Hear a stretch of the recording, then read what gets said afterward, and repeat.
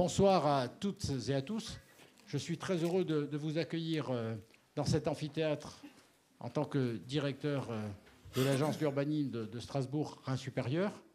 Je voudrais en tout premier lieu remercier l'ENGES pour son accueil dans ce magnifique amphithéâtre et cet espace plus globalement de la manufacture qui sera sans doute inspirant pour parler des questions de mobilité. Le hasard fait que cette conférence se tient un jour où, semble-t-il, une annonce a été faite concernant l'issue d'une enquête publique pour un projet de tramway à Strasbourg, mais ce n'est pas le sujet du jour. Le sujet du jour nous amènera à avoir une réflexion plus globale sur la question des modes de vie, des transports, des déplacements. Alors, je voudrais aussi remercier Éric Charéron, qui est directeur prospective, mode de vie et mobilité, bien connu à Strasbourg, parce que je pense que ça vous arrive de vous y exprimer, donc dans les territoires du groupe Keolis. Donc c'est la dernière conférence du cycle que nous avions initiée sous la coordination de Florence Bourquin, notre responsable communication, sur travail, consommation, déplacement, nos modes de vie en question. Donc on avait pu explorer la question du rapport au travail avec Daniel Linhart, sociologue. On avait parlé de la décroissance avec Vincent Liéger, un sujet qui a suscité pas mal d'interrogations, de débats, et c'est tant mieux. Et aujourd'hui, donc, nous concluons sur la question des mobilités et des déplacements. Et merci à Éric Charéron pour sa disponibilité, parce qu'il est souvent par Mons et par Vaux, et donc il a su nous réserver encore une fois un temps de son précieux agenda pour nous éclairer sur ces enjeux. Alors ces enjeux, bien sûr, sont des enjeux qui intéressent toute la société, qui intéressent le monde urbain comme le monde rural, et qui nous intéressent beaucoup à l'ADEUS, où on revendique une certaine expertise, avec d'autres, bien évidemment, en réseau. Et cette expertise de l'agence, c'est une équipe qui est placée sous l'autorité ou la coordination de Benoît Wimbert, qui sera le modérateur de cette soirée, qui, j'espère, nous permettra d'avoir des échanges nourris sur des questions qui sont essentielles. Merci. Alors, je vais commencer par essayer de modérer moi-même mes propres propos. J'ai croisé Éric il y a quelques années, avec un gros S quand même à quelques. Et il montrait une vidéo de gens qui sortaient d'un supermarché. Parce que moi, bêtement, je croyais que les gens qui allaient au supermarché, c'était forcément en voiture. Et sur cette vidéo, en fait, on voyait que 3 personnes sur 4 sortaient absolument sans caddie. Et donc, il y avait quand même peut-être un potentiel, et que peut-être les supermarchés, les hypermarchés, on pouvait aussi les desservir en transport en commun pour autre chose que simplement les salariés des transports en commun. Ça m'a assez profondément marqué, parce que je me suis dit, mince, il n'y a pas que les données de l'INSEE dans la vie, il n'y a pas que les données de l'enquête mobilité. De temps en temps, on peut se raccrocher avec d'autres façons d'observer, de croiser, pas forcément aussi avec des enquêtes qualitatives. On est sur des choses un peu plus académiques, mais en ouvrant les yeux, on peut voir des choses sur lesquelles nos implicites, quelque part, font qu'on n'y pense pas forcément. Donc vraiment, je suis absolument ravi que Éric ait accepté de venir ce soir, vraiment pour essayer de nous permettre de partager ce qu'il fait quand même depuis quelques années déjà, notamment de réinterroger un petit peu ce qui était le point de départ des politiques de déplacement dans les années 70, et qui finalement au fur et à mesure quand même s'est enrichi, mais justement notamment grâce aux travaux d'Éric. Donc ce qu'on va vous proposer, c'est une présentation d'Éric, que ponctuellement je vais ajouter mon grain de sel. On s'en est mis d'accord, hein, donc ce sera avec sa bénédiction. Et on va vous proposer de travailler en 2 parties. Une première où on va essayer de regarder quelles sont les personnes derrière les flux. Et une deuxième, on va essayer plutôt de regarder un petit peu, de voir l'invisible. On va vous proposer peut-être de prendre 2 ou 3 questions à la fin de la première partie, histoire que ce soit pas trop long ou pas trop lourd pour vous. Voilà. Et je joue aussi le rôle du maître du temps, donc Eric, je serai absolument intraitable là-dessus. Mais tu me connais. Merci Pierre, merci Benoît de m'avoir convié. Bonjour à toutes et à tous. Effectivement, il y a des têtes que je reconnais. Voilà, donc je suis bien sûr, enfin c'est classique de dire qu'on est heureux d'être ici, mais oui, parce que j'aime beaucoup travailler avec Benoît et son équipe, et aussi le partenaire CTS pour la mobilité partagée, et ça a toujours été un vrai plaisir chaque fois que je suis venu ici. Donc effectivement, on va essayer de répondre, d'apporter quelques éclairages. Et effectivement, Benoît l'a dit, ce petit film, il doit dater, alors je pense 2007-2008, donc ça fait quelque temps. Et depuis, la chance que j'ai, c'est que dans le boulot que j'ai, je fais un peu d'études, bien sûr, de recherche, mais en même temps, je dialogue beaucoup avec les collectivités, de tailles très différentes. C'est le Conseil régional Centre-Val de Loire, son vice-président la semaine dernière, ce sera avec vous ce soir, et ce sera après-demain avec des élus d'Oyonnax au Bugey, donc des types de villes, de territoires très différents. Et aussi, assez souvent, grâce au Covid, allais-je dire, on a de plus en plus des réunions en petits comités, ce qui a l'avantage d'être dans du dialogue. Là, c'est plus difficile quand on est 60-70, mais un vrai dialogue, donc en fait, ce qui est beaucoup plus nourrissant, parce que si vous faites des interventions tout à l'heure, à chaque fois, ça enrichit les processus de recherche qu'on peut faire derrière. Voilà. Donc, je tenais à le dire. Donc, on va essayer de voir les personnes derrière les flux. Et effectivement, Benoît a parlé tout à l'heure et a dit qu'effectivement, on essayait d'enrichir l'héritage des années 70, parce que la mobilité en France, elle a quand même, notamment la mobilité partagée, elle a été beaucoup conçue au moment des années 70, et bien sûr, pour les gens qui sont beaucoup plus jeunes que moi, c'était la grande crise du pétrole de 1973. Enfin, on l'oublie trop souvent, 1971, fin des accords de Bretton Woods, et hop, des accords monétaires. Ensuite, il y a eu cette crise du pétrole totalement inattendue. Totalement inattendue. Je voudrais juste vous dire que le TGV qui roule aujourd'hui ne ressemble en rien au TGV 001 qui devait rouler. Le TGV 001, c'était en turbine à gaz. C'était la 3e génération de turbotrain en 71. 2 ans après, hop, il faut tourner le dos à ce qui était trop consommateur de pétrole. Il n'y a plus de pétrole, il faut des idées. Et il faut, à l'époque, l'État crée pour les villes de plus de 100 000 habitants le fameux versement transport, donc une fiscalité spécifique qui va permettre, dans un premier temps, aux plus grandes villes, de pouvoir concrétiser des projets de modernisation de leur réseau de transport public. Et donc, il a fallu créer une réflexion à cette époque-là, un peu avant. Les premières enquêtes ménages ont été créées en 66, de mémoire, mais globalement, c'est de là qu'est né beaucoup de choses. Donc, en fait, cet héritage, il faut un peu le toiletter par moment et le faire prospérer en allant s'adaptant un peu aux évolutions, justement, de la société. Et quelquefois, ce qui est un peu étonnant, alors si je me permets de dire ça sur la durée d'observation, c'est qu'on a malgré tout toujours des réflexes qui sont hérités de cette époque-là, parce qu'en fait, on est victime de certains pièges d'interprétation qui fait qu'on tombe, voilà, des biais d'interprétation, et on a tendance un peu à essayer de ne pas tomber dans des pièges. Mais quelque part, nos biais d'interprétation nous trompent et nous confortent quelquefois dans une vision qui est bien, mais qu'il faut un peu dépasser par moment.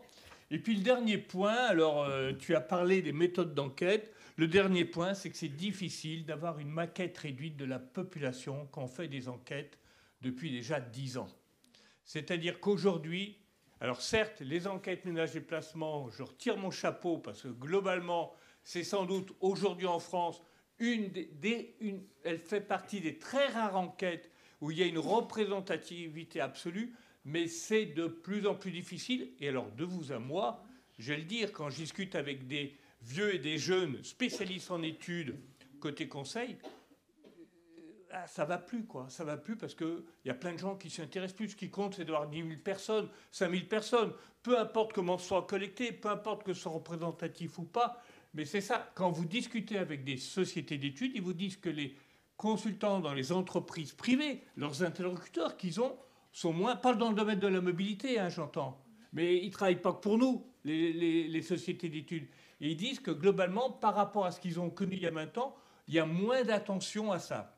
La preuve, c'est qu'on va vous dire toujours qu'il y a 50% d'hommes et 50% de femmes. Il n'y a pas de problème. Les tranches d'âge, on vous l'a dit, il n'y a pas de problème. Personne ne vous parle, est-ce que les gens ont le bac ou pas le bac? Ce qui fait qu'en gros, dans les départements où on a 50% de gens, d'adultes qui n'ont pas le bac, on est à 10% éventuellement dans les études.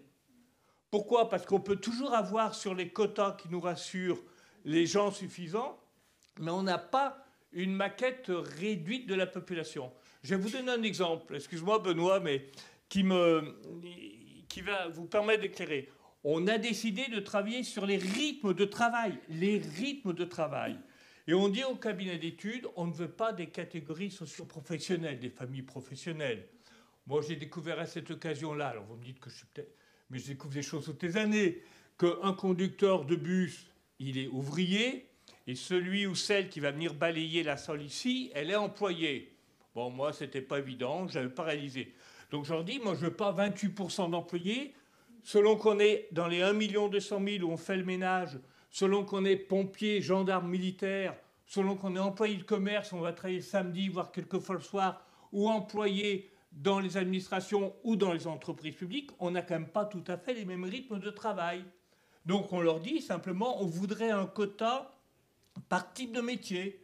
On ne vous demande pas d'être... Mais voilà, s'il y a à peu près 3% de... On en aura peut-être 2, 4, mais on en voudrait. 4 cabinets d'études, 3 déclinent. Ils disent, on n'est pas capable de le faire. On n'est pas capable, on ne nous a jamais demandé ça. On est incapable de trouver des gens représentatifs des métiers, non pas des grandes familles professionnelles. Il y en a un qui dit, moi je relève le défi, hein, c'est des grands cabinets. Un relève le défi. Et dans les résultats, qu'est-ce qu'on a? Il y a autant en France d'aides-soignants, aides-soignantes, que d'infirmiers, infirmières. À peu près 750 000 dans les 2 catégories. Il y a 2 fois plus d'infirmiers, infirmières qui ont répondu que d'aides-soignants, pour le même nombre. Il y a à peu près 2 fois moins de professeurs des écoles qu'il y a d'infirmiers. À peu près 350 000. Ils ont été 50% de plus à répondre. Ce qui veut dire que c'est tout comme, si, vous le savez sans doute, mais ça, plus on est intégré dans la société, plus on a les codes, plus on maîtrise la syntaxe, plus éventuellement on croit à la pertinence de ce qu'on va dire. C'est-à-dire qu'on a un peu de crédit dans les institutions en disant peut-être que notre avis va être pris en compte par rapport au fait que si on considère que tout ça, au fond de nous, ça n'a pas de sens. Mais on voit bien que c'est un élément central. Donc, aujourd'hui, effectivement, c'est un enjeu crucial pour comprendre, entre autres, la mobilité, pour arriver à avoir des études qui soient des maquettes réduites de la population. Alors, on n'y arrivera pas. Parce que quelqu'un d'illettré, quelqu'un d'allophone, quelqu'un qui n'a pas confiance, on n'y arrivera pas. Et c'est là où, soit des observations, soit le CALI va arriver à, au moins à nous faire comprendre un certain nombre de choses, ou les études ethno, dire qu'on va suivre les gens pendant 2 heures en situation, et là, progressivement, on est capable de travailler par des associations ou sans association, avec des gens qui vont être fragilisés dans leur parcours de vie et qui sont très nombreux. Voilà. Donc ça, c'est un élément, en tout cas, qui nous paraît essentiel. Et l'enjeu, bien évidemment, c'est de passer d'une ville des flux, donc avec Benoît, ça nous tient à cœur, à une ville des individus, c'est-à-dire qu'on n'est pas dans une logique de tuyauterie, hein, on n'est pas là avec des trucs qui coulent dans des tuyaux, et puis il faut trouver la bonne dimension des tuyaux, c'est une partie du travail, mais pas que. Si on veut construire une mobilité vertueuse, si on veut vraiment que l'écosystème de la mobilité soit adapté à nos diversités de rythmes de vie, il faut comprendre réellement ce que chacun d'entre nous vit, non pas sur une période, sur un jour, mais sur une période de temps plus longue. Et puis l'autre point, c'est ce dont je me suis rendu compte modestement, mais c'est que très très souvent la mobilité elle est portée par le côté technique. Et ça fait fantasmer. Alors une trottinette, les taxis volants qui devaient être mis en place pour les JO là, de Paris, les navettes autonomes. J'ai été pris pour un imbécile quand je me suis permis de dire, par mon chef à l'époque, membre du COMEX, du groupe auquel j'appartenais, Keolis, voilà, qui m'a dit « Mais Eric, t'as rien compris, t'as rien compris. En 2020, il n'y aura plus un seul taxi qui sera avec un conducteur. Ils seront tous autonomes. » Voilà, c'est-à-dire que je pense que c'est dans notre nature humaine, quelquefois, on a envie que des choses qu'on trouve extraordinaires comme ça, du jour au lendemain, hop, on passe d'une situation A en B en oubliant tout le phénomène de transition. Et c'est absolument fantastique de se rendre compte de ça. Et on essaye effectivement de mettre au cœur la vie des individus. Et là, je vous donne juste un exemple comme ça, on en parlera après. C'est aujourd'hui, dans la réflexion de la mobilité, alors comme je travaille aussi avec SNCF en partie, j'allais dire, qui s'occupe réellement du poids croissant des enfants de parents séparés? C'est-à-dire que globalement, le nombre de ménages, familles monoparentales, dans l'agglomération de Strasbourg, comme ailleurs, augmente au rythme 2 fois supérieur de la population normale des ménages. Il y a à peu près 30% des enfants qui sont issus de parents séparés. Voilà. Et globalement, dans la majorité des cas, quand on est plutôt cadre, en général, je simplifie, on va trouver un phénomène de garde partagée. Dans la garde partagée ou alternée, les 2 parents vivent à proximité d'établissements d'enseignement. Le seul problème, c'est que plus de 80% des enfants qui sont en situation avec des parents séparés sont en situation de garde non partagée, mais c'est-à-dire sont traditionnellement avec le parent 1 pendant, on va dire, 80% du temps, 75%, et avec le parent 2, 25% du temps. Et en fait, et les parents ne sont pas obligés d'habiter l'un à côté de l'autre. C'est-à-dire que vous avez des enfants mineurs qui peuvent passer 100 jours de l'année dans un territoire qu'ils ne connaissent pas, ils ne vivent pas régulièrement, et leur statut n'est pas toujours pris en compte, ni pour l'accompagnement d'une ville à l'autre, ni même dans leur vie d'accueil. Voilà, c'est juste ce type de réflexion-là, de se dire, il faut quand même travailler et mieux intégrer cette diversité des situations personnelles, individuelles, qu'il y a derrière uniquement les flux. Alors, effectivement, après, il y a Benoît qui doit commencer à être inquiet, qui dit il a... Et après, effectivement, donc, un des piliers de la réflexion liée, héritée des années 70, et qui est toujours importante, mais aujourd'hui, en 2024, vous entendez enfin, en 2024, il y en a plusieurs ministres des Transports avec DS, mais même avant, quand vous entendez un ministre des Transports, un start-upper, qui va vous parler d'une nouvelle solution, on vous parle toujours du travail. Les autres, vous ne travaillez pas, circulez, il n'y a rien à voir, vous n'existez pas dans l'espace d'un certain nombre de personnes qui pensent à mobilité. Dire que globalement, on voit toujours ça. Et si on prend l'agglomération de Strasbourg, si on prend les adultes plus de 25 ans, dire que globalement là-dedans, il n'y a pas les 70 000 étudiants, il n'y a pas les lycéens, on prend les plus de 25 ans, vous avez en gros 45% d'entre eux qui n'ont pas d'activité professionnelle, soit parce qu'ils sont à la retraite ou à la pré-retraite, soit parce qu'ils sont ce qu'on appelle traditionnellement les hommes aux femmes au foyer, soit parce qu'ils sont demandeurs d'emploi. Voilà. Et donc, ça ne veut pas dire, et Benoît m'avait appris quelque chose à une époque, c'est me dire que, bien évidemment, la mobilité d'un actif, elle n'était pas consacrée qu'au travail. Et j'espère, comme je dis régulièrement, que parmi vous, vous vous permettez, même si vous avez une activité professionnelle, de faire autre chose. D'aller faire un jogging, d'aller voir des amis, peut-être d'aller au cinéma, peut-être de faire un marché, que sais-je, moi. Enfin, une vie de fou, quoi. Enfin, une vie tout court. Hein, donc, et donc, forcément, même quand on est salarié, voilà, notre mobilité n'est pas tournée que sur le travail. C'est ce qui explique d'ailleurs certains chiffres. Alors, juste, au niveau national, c'est 52% au lieu de 54%. Dans les métropoles, c'est un peu au-dessus. En Île-de-France, qui est la région la plus active de France, on est à 60%. Et puis si je suis dans des territoires qui sont, comment dirais-je, de communautés, de communes ou d'agglomérations qui ont un peu moins de chance, qui ne sont pas métropolitains et qui ne sont pas touristiques, quoique on est plutôt à 60, voire un peu plus d'adultes qui ne travaillent pas. Voilà. Et donc, Benoît, entre ces gens qui ne... Entre une partie des gens qui ne travaillent pas, et en plus, on ne fait pas que travailler dans la vie quand on travaille, malgré tout. Ouais. Et donc, du coup, qu'est-ce qu'on fait? En fait, alors, ouais. Merci.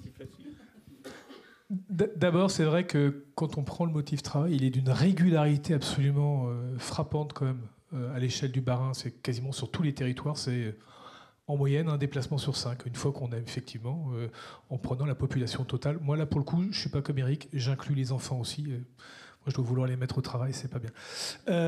Mais ce que ces graphiques montrent et que je trouve aussi très intéressant, c'est que finalement, l'essentiel de nos motifs, c'est 3 grands motifs. Le travail, les achats, et avant même le travail et les achats, les loisirs. Nos premiers modes de déplacement, les premières raisons pour lesquelles on se déplace, une fois qu'on a enlevé le domicile, parce que le domicile est quand même aussi un lieu d'activité, mais pour le coup, c'est franchement compliqué à quantifier, à définir. Mais le premier motif qu'on a de sortir de chez soi, c'est pour des loisirs. Alors, on a une définition peut-être un petit peu extensive des loisirs. Hein. Le repas le midi au restaurant, parfois, c'est pas forcément toujours du loisir, mais on a bien quand même cette dimension-là. Mais le travail, je pense que si on avait fait un sondage en disant les déplacements vers le travail, ça représente quelle part de votre programme d'activité, je pense que pas grand monde aurait répondu 20%. Enfin, moi, avant d'avoir les chiffres, je disais 50%. Voilà.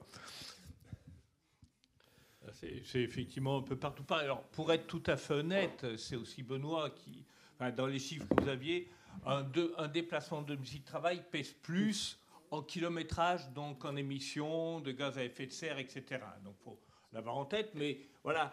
Mais en même temps, c'est assez intéressant de voir. On est marqué, quand je vous dis que c'est un héritage des années 70, parce que dans les années 70, au moment où les enquêtes ont été mises en place, la société, proportionnellement, travaillait beaucoup plus qu'aujourd'hui. La retraite n'était pas au même âge, les semaines de travail étaient plus longues. Il y avait très peu d'étudiants. À l'époque, moins d'1 million, mais aussi peu de chômage. Donc voilà, ça explique aussi ça. Et en plus, aujourd'hui, le domicile travail, la donnée est tellement disponible par l'INSEE on peut savoir exactement qui part d'Aubernais pour aller travailler à Vesoul ou de Metz pour venir travailler à Ilkirch-Karfenstetten. Donc du coup, on a tout sous la main et donc la mobilité travail, en plus, indépendamment de ce qu'on peut penser, parce que toi, tu as dit qu'on était des feignants puisqu'on passait plus de temps au loisir qu'au travail. C'est quelle génération? Mais voilà. Mais autrement, c'est vrai que le travail, il est structurant dans nos réflexions. Et il est tellement structurant qu'en 2020, quand l'INSEE a décidé de créer les aires d'attraction des villes, dire qu'ils se sont substitués aux l'unité urbaine, ça n'a été fait que sur le critère travail. J'ai rien contre, il faut bien un critère. Mais du coup, ce sont toutes les communes où vous avez 15% des actifs domiciliés dans cette commune. Donc, s'il y a 15% des actifs de cette commune qui vient travailler dans le pôle urbain d'une plus grande ville, en l'occurrence Strasbourg, plus Schiltigheim, etc., Obwald, cette commune fait partie de l'aire d'attraction. Mais ça nie complètement les influences que peut avoir la capitale régionale ou une autre ville, quelle que soit, au-delà pour tout un tas d'autres systèmes de rayonnement. Vous êtes étudiant, je suis désolé, si vous êtes à Agno, vous êtes peut-être dans une autre aire d'attraction, mais votre aire d'attraction, assez naturellement, elle est Strasbourg. Vous êtes dans le Haut-Rhin, vous voulez des spécialistes qui soient des spécialistes plus nombreux avec une chance de rendez-vous, mais on a plus de chances de l'avoir dans un pôle où il y a un CHU que dans un département où il n'y a pas de CHU. Et c'est dans toute la France pareil. Donc en fait, et pour le culturel, etc. Donc en fait, on voit bien que quelque part, le travail drive un peu, nous oriente beaucoup, y compris dans ces aires de définition. J'ai rencontré un certain nombre mais on va dire d'élus de grandes villes qui me disaient, mais une fois qu'on s'est occupé des gens de l'aire d'attraction de ville, les autres, ils viennent pas chez nous, quoi. Voilà. Et puis après, quand on en discute, oui, évidemment, bien sûr que des personnes de plus loin viennent aussi. Donc ça, c'est important. Puis il y a une deuxième chose que je voulais vous dire, parce que c'est un de mes dadas aussi, c'est que les mots ont toujours une signification. Hein. Je fais partie de ceux qui disent, ben voilà, ville, on confond quartier et village. Un quartier d'une ville, parce que sans doute le mot a été démonétisé depuis quelques années, parce qu'on parle de quartier sensible, de politique de quartier de la ville, etc. Donc le mot est démonétisé, et maintenant on va vous mettre des villages un peu à toutes les sauces. Mais dans un village, il n'y a pas de commerce, il n'y a pas de café, il n'y a pas d'une ambiance sympa. Dans un village en France, il n'y a plus rien. Prenez un département comme la Haute-Saône, qui n'est pas loin, sur un peu plus de 500 communes, il y a 400 communes, elles n'ont plus rien. C'est ça un village en France. Donc, et c'est pareil pour les villes. Parce que quand vous parlez de villes, on n'a pas tous le même imaginaire derrière les noms. Périurbain, c'est pareil d'ailleurs. Il y a des gens, la ville, c'est Strasbourg, c'est une grande ville, il y a tout. Puis il y a d'autres villes, en revanche, qui ont leur propre aire d'attraction, Niederbronn-les-Bains, Wissembourg, etc. Et dans certaines de ces communes-là, il n'y a même pas un lycée. Quelquefois, il n'y a pas un laboratoire d'analyse médicale. Ce n'est pas une ville qui a les mêmes... on ne peut pas les tout appeler de la même manière. Donc, les mots ont leur importance. Et pour terminer sur les aires d'attraction urbaines, donc vous avez Strasbourg au milieu qui est en rouge, là, et le reste, ça s'appelle la couronne. Et c'est fait sur le domicile-travail, hein, je le rappelle. Et donc, la couronne, quelque part, le mot veut dire que les communes sont dépendantes pour le travail de la grande ville. Et c'est quand même un peu plus compliqué que ça, parce que si vous prenez une ville comme Molsheim, qui a un indicateur de concentration d'emplois qui est élevé, c'est-à-dire que vous avez à gauche en rouge le nombre d'emplois présents sur la commune, et vous avez les deux chiffres à droite, ce sont les gens qui habitent dans la commune et qui ont un travail, d'accord ? Donc vous avez 2,5 fois plus d'emplois que de gens qui, dans la commune, y travaillent, ont un travail et qui résident dans la commune. Ce qui veut dire que sur les, on va dire pour simplifier, les 4000 personnes qui habitent Molsheim et qui ont un travail, il y en a 1300 qui travaillent sur la commune, il y en a 2600 qui vont ailleurs, mais Molsheim accueille 8700 actifs qui viennent d'autres communes et qui viennent travailler sur son territoire. Et le fait de dire que c'est une couronne, la couronne de là renvoie un peu à l'idée que ce sont des cités dortoirs, que ce sont des villes dans lesquelles, effectivement, les gens vont dépendre de la grande ville. Et on oublie trop souvent ça. D'ailleurs, je crois, hein, Benoît, qu'entre la ville de Strasbourg et la ville de Molsheim, il y a d'ailleurs plus de Strasbourgeois qui vont travailler à Molsheim que l'inverse. Donc c'est assez frappant. Mais si vous voulez, ce qui est assez étonnant, c'est que vous l'avez même, ce taux de concentration d'emploi qui est très bon, vous l'avez dans les mêmes proportions, pas le même volume, mais dans la même proportion à Schirmeck, par exemple, qui fait partir de l'aire d'attraction de Strasbourg. Voilà, vous l'avez aussi à Obernai, c'est un peu plus faible, ou à Bischwiller. Donc voilà, donc ça c'était pour dire, globalement, entre l'introduction avec ça, voilà, que le travail, il faut le regarder d'une certaine manière, en tout cas, avec les définitions.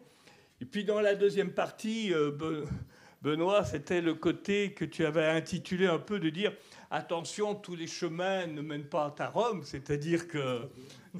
ne mènent pas à Rome, pardon. C'était à Strasbourg, voilà, en place de la cathédrale.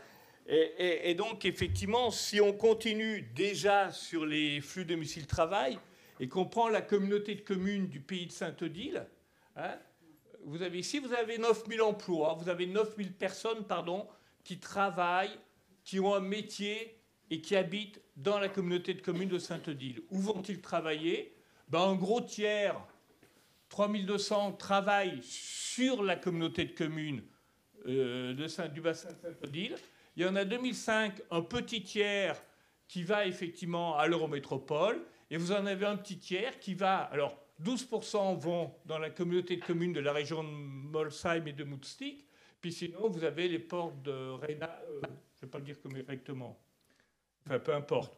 Bar, Célestat et Benfeld. Voilà. Enfin, ces communautés de communes-là, qui ne s'appellent pas comme ça, du canton d'Erstein. Excusez-moi. Voilà. Et donc, si vous voulez, on voit bien que là aussi, les flux, même en prenant les domiciles-travail, sont assez diversifiés. Et ça l'est encore plus quand on est dans les flux de lycées, de collèges, de courses, où vous avez des polarités qui jouent tout un tas de rôles un peu structurant sur le territoire. Merci. Oui, non, mais effectivement, c'est peut-être aussi... là, on est parti d'un exemple extérieur à l'Eurométropole. Si on part, on a effectivement, historiquement, tous ce modèle en tête. Centre-périphérie. Donc, c'est les gens qui viennent travailler à Strasbourg. Ça, c'est les gens qui viennent travailler à Strasbourg, dans l'Eurométropole. Ça marche bien. Ça marche plutôt bien, le modèle centre-périphérie. Mais... ce qu'on peut regarder, c'est les gens qui quittent l'Eurométropole pour aller travailler en dehors. Si vous regardez, on n'a plus du tout le même modèle, mais en revanche, les flux vers les villes moyennes, vers Haguenau, vers Molsheim, vers Sélestat, vers Erstein, ils sont quasiment équilibrés. Ça veut dire que nos TER le matin, ils devraient en théorie être quasiment remplis de la même manière. Peut-être pas tout à fait de la même manière, mais plutôt dans un rapport 2 tiers, 1 tiers, assez facilement. Et ça, c'est un point vraiment d'attention et tout à fait intéressant, parce que dans nos imaginaires et dans nos modèles, le modèle centre-périphérie, il écrase tout. Et en fait, non, la contrepointe, les phénomènes de contrepointe sont vraiment loin d'être négligeables. Donc il y avait vraiment ce point un petit peu, oui, qui me tenait un peu à cœur de dire que tous les chemins ne menaient quand même pas à Strasbourg. Et puis il y avait après, mais ça c'est pour la suite un petit peu, cette idée aussi que la vie est peut-être pas tout à fait un long fleuve tranquille. Et que quand même, aborder un petit peu les complexités de cette vie, c'est aussi intéressant. Merci. D'ailleurs, dans les complexités de la vie, d'ailleurs, il y a les complexités territoriales.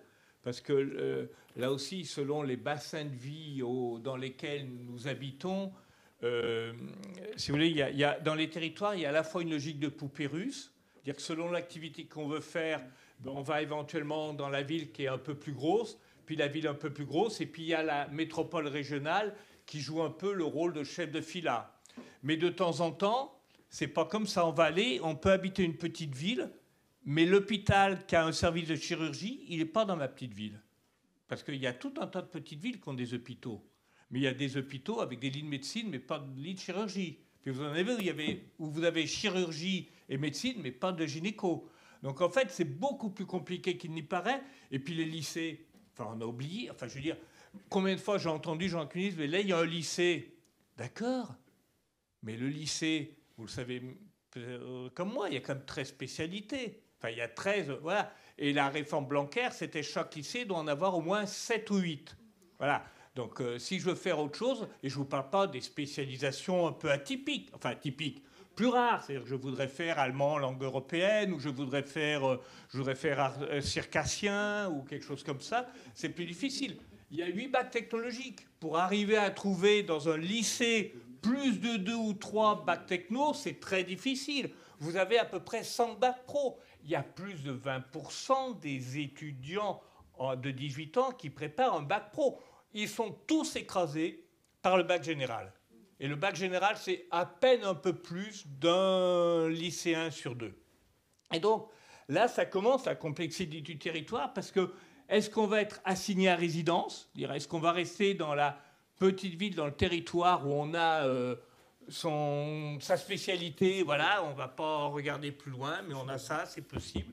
Ou est-ce qu'au contraire, on va aller ailleurs ? Donc voilà, donc c'est vrai que c'est vraiment, la vie n'est pas un long fleuve tranquille. Et on a beaucoup considéré, dans l'héritage des années 70, on a beaucoup parlé de la pendularité, de la régularité des flux. C'est-à-dire qu'on était quand même quelque part sur une réalité qui était plus régulière qu'aujourd'hui. Et aujourd'hui, tout a un peu volé en éclats. Alors ce qui a volé en éclats, c'est d'abord le monde du travail, la désindustrialisation, donc, qui date depuis 40 ans, ça date 50 ans, elle ne date pas d'aujourd'hui. On a parlé de l'exode rural, on pourrait parler un peu de l'exode des emplois industriels qu'on a eu, c'est absolument extraordinaire. Voilà, donc ça a complètement modifié, parce que dans l'industrie, globalement, même celle qu'on a connue quand on a mon âge, je veux dire, il y avait des rythmes qui étaient très différents, mais les rythmes ils étaient aux horaires identiques. Vous ne preniez pas votre travail, l'un à 6h53 et l'autre à 7h02 et l'autre à... Non, c'était 7h que la prise de service. Et à 6h59, les gens sortaient et les gens... Voilà. Donc dans l'organisation des grandes usines, il y avait un rythme qui était régulier. C'est-à-dire que les salariés passaient d'un système à l'autre, mais globalement, dans la journée, il était à peu près régulier et connu à l'avance. Donc globalement, ça s'est effondré. Et à côté de ça, en l'espace de 30 ans, tous les métiers du soin ont fait plus que doubler. C'est-à-dire les médecins, les aides-soignants, les infirmières, les aides à la personne, etc., à domicile, voilà, représentent aujourd'hui plus de 20% des emplois. Vous avez ensuite la loi des 35 heures, dont on n'a pas perçu tout de suite les impacts. C'est-à-dire, bien sûr, il y a eu les gens qui ont bénéficié des RTT, alors qui, selon les entreprises, ne sont pas négociés de la même manière. C'est-à-dire que ça peut être une demi-journée par semaine. Enfin, vous avez toutes les prises possibles de RTT selon les entreprises. Mais vous avez moins de 4 salariés sur 10 qui bénéficient des RTT. C'est-à-dire que ceux qui ont des RTT, ça désorganise un peu la régularité. Puis vous avez 6 personnes sur 10 qui travaillent, qui, elles, font des semaines de 35 heures. Parce que les cadres, quels sont les gagnants des RTT? C'est plutôt les cadres, qui sont au forfait horaire, d'une part, et ensuite plutôt dans la fonction publique d'État et territoriale, quand on n'a pas voulu passer de 39 à 35 heures, mais qu'il y a eu des dérogations pour essayer 39, 37 heures, et avec des RTT. Mais globalement, dans le privé, ça a été signé contre quoi? Contre des accords de flexibilisation du temps de travail. Pour ça, globalement, alors je vais le dire doucement, mais le MEDEF ne saute pas toujours de joie quand on dit on va revenir aux 35, on va supprimer les 35 heures, parce que c'était signé dans beaucoup d'entreprises avec des accords de flexibilité du temps de travail, des semaines avec des horaires de travail, alors 39 heures, 31 heures, des mois différents, etc., des cycles qui ont été mis en place. Donc tout ça a introduit beaucoup d'irrégularités dans le monde du travail. À ça, vous rajoutez la semaine de 4 jours qui pointe son nez. Alors, dans les autres pays avant la France, Islande, Espagne, Angleterre, Japon, les réflexions sont engagées depuis longtemps. Mais la crise de Covid a donné un peu un coup d'accélérateur, parce qu'on a tous entendu parler. Là, le curseur, il est passé, tout le monde va être au chômage. On est toujours dans des... Voilà. Et il y a 2 ans, c'était on trouve plus personne.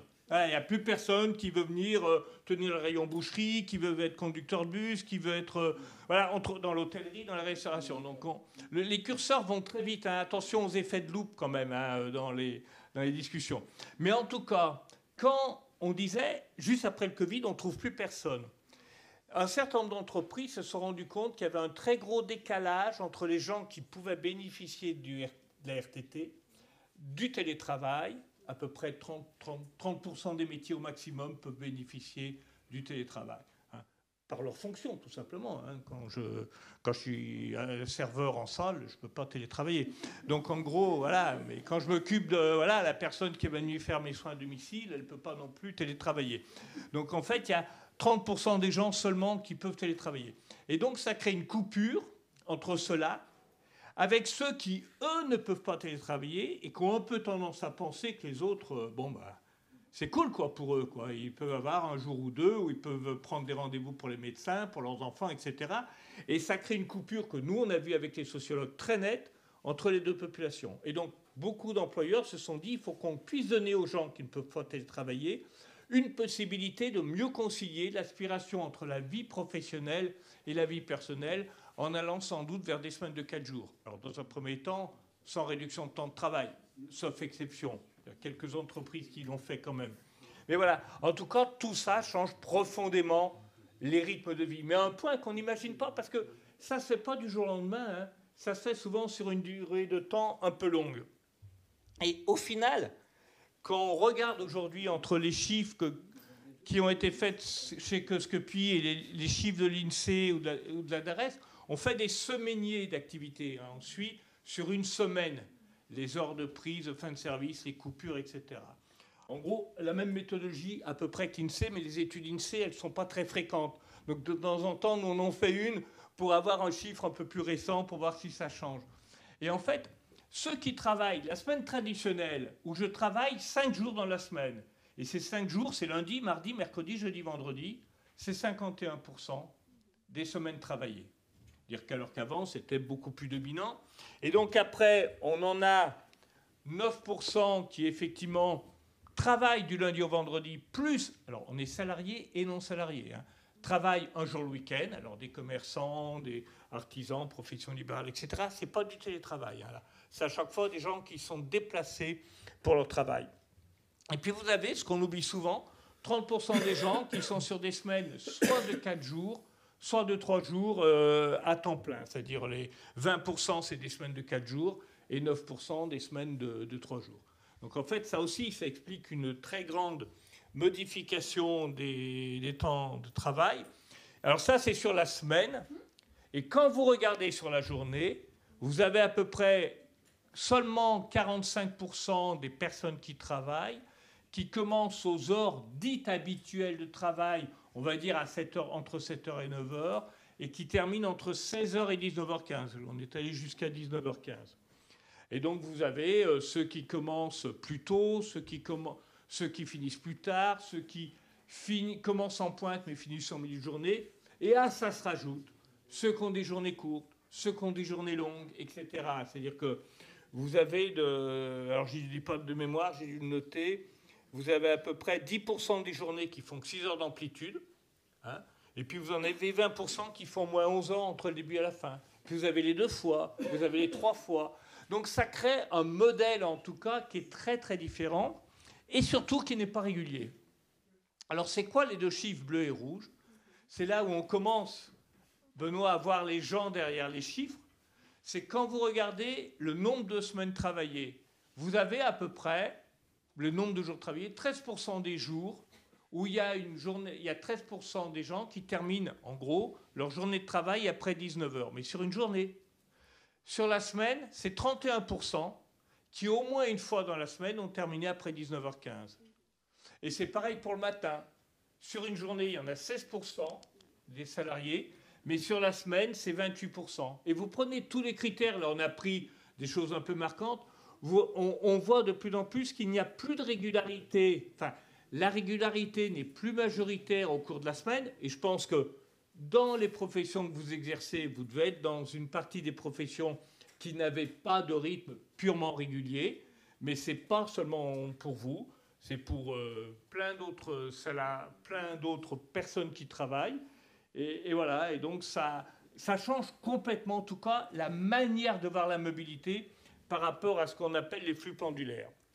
Alors, sans oublier les 45% quand même des personnes qui travaillent au moins une fois le samedi dans le mois, dont plus de la moitié d'entre eux travaillent au moins 2 samedis dans le mois. Hein. Ça, c'est aussi un peu un grand oublié dans les réponses que peuvent apporter les politiques de mobilité.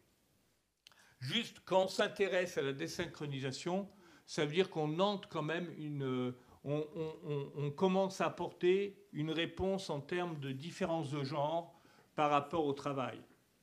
Alors, je fais partie de ceux qui ont été étonnés, et je suis peut-être en retard, hein, sur le fait qu'il y a 26 millions d'emplois, de personnes qui travaillent en France. Il y en a simplement un peu plus de 5 millions qui travaillent dans des métiers où il y a à peu près un équilibre homme-femme. C'est entre 40 et 60%, on va dire.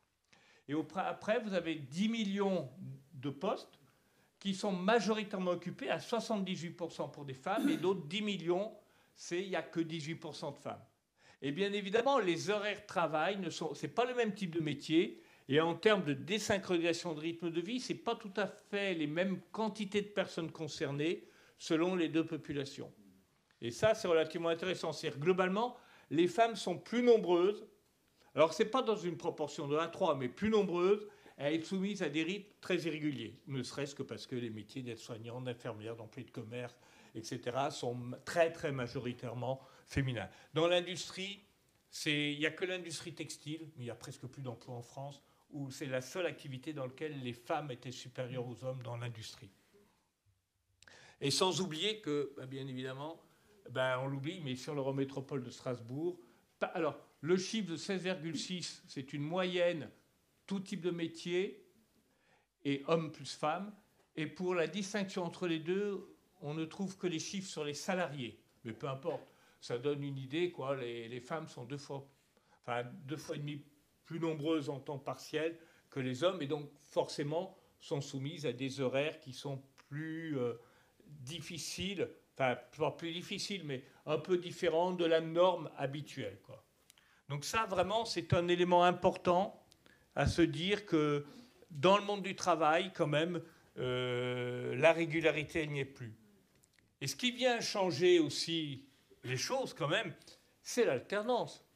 Et là, vous vous rendez compte que l'alternance, il y avait à peu près 300 000 alternants en 2019. Le cap des 1 million de contrats signés a été dépassé, là, en décembre 2023. 1 million, c'est-à-dire qu'on a été multiplié par plus de 3. Et avant, les 300 000 contrats d'apprentissage ou d'alternance, ils étaient essentiellement dans les lycées pro.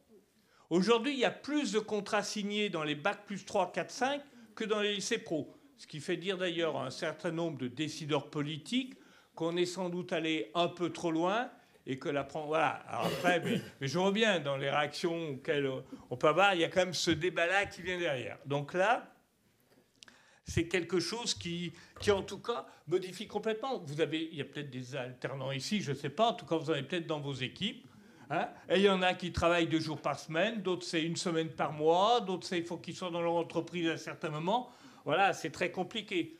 Sans oublier que dans il y a quand même une complexité de la vie de certains étudiants qui peuvent habiter, je dis n'importe quoi, par exemple à Célestat, avoir leurs parents à Célestat, avoir l'enseignement à Strasbourg et trouver un stage éventuellement à Haguenau.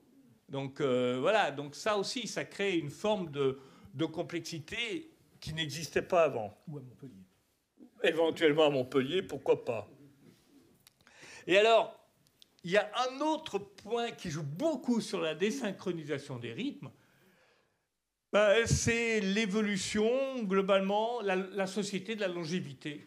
On est dans une société de la transition démographique. Le Bas-Rhin, sur le Bas-Rhin, en 11 ans, c'est pas en 50 ans, hein, en 11 ans, la population a augmenté de 57 000 habitants, sur tout le Bas-Rhin, d'accord ? Mais la population de plus de 60 ans a été plus nombreuse à augmenter. C'est-à-dire qu'en gros, plus de 64 000. C'est-à-dire que sur l'ensemble du Bas-Rhin, l'accroissement de la population des plus de 60 ans est supérieur à l'accroissement de la population totale. CQFD, les moins de 60 ans diminuent. Ce n'est pas spécifique au Bas-Rhin, c'est ce qu'il y a en France. En France, si vous voulez, la population totale a augmenté de 2,7 millions sur la même période. Les plus de 60 ans ont augmenté de 3,2 millions. Or, en termes de désynchronisation, ça veut dire quoi ? Ça veut dire qu'aujourd'hui, les jeunes retraités quand je dis les jeunes retraités, ça va jusqu'à 80, 85, 90 ans. Hein. Mais les plus jeunes d'entre eux, on va dire d'abord les sexagénaires,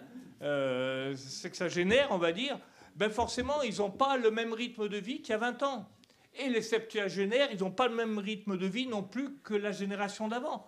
Pas tous et toutes, mais la grande majorité d'entre eux. Il y a une enquête d'ailleurs, c'est très étonnant, qui est sortie là en début d'année. Alors il y en a une qui a fait Keolis avec Notre Temps, La Poste, il y a quelques années. Et là, les gens de 80 ans se sentent comme des gens de 63 ans en moyenne. Voilà. Ah, mais c'est tout, effectivement, on le disait tout à l'heure. Quand vous réfléchissez bien, l'effet génération, il est important. Je veux dire, quelqu'un qui a 75, 77 ans aujourd'hui, il n'écoutait pas l'accordéon d'Yvette Horner. Il pouvait l'écouter. Mais on va dire que c'était un tout petit peu passé de mode et qu'il y avait plus de chances qu'il soit au premier concert rock ou au yéyé, etc. Quoi. C'est pas... Voilà, donc chaque génération marque. Donc on a affaire à des gens qui sont plus mobiles, qui ont une appétence pour la mobilité, qui ont plus de... Alors pas tous, hein. Vous avez à peu près 20 à 25% des gens qui arrivent à la retraite et qui se font suer comme des rats morts, hein. Ou qui l'appréhendent. C'est un passage qu'ils appréhendent beaucoup. Mais globalement, alors c'est d'ailleurs assez amusant. Hein. Moi, je suis un pied dans la retraite, un pied dans le travail. On va dire un peu comme ça. Enfin, je me prépare doucement, quoi.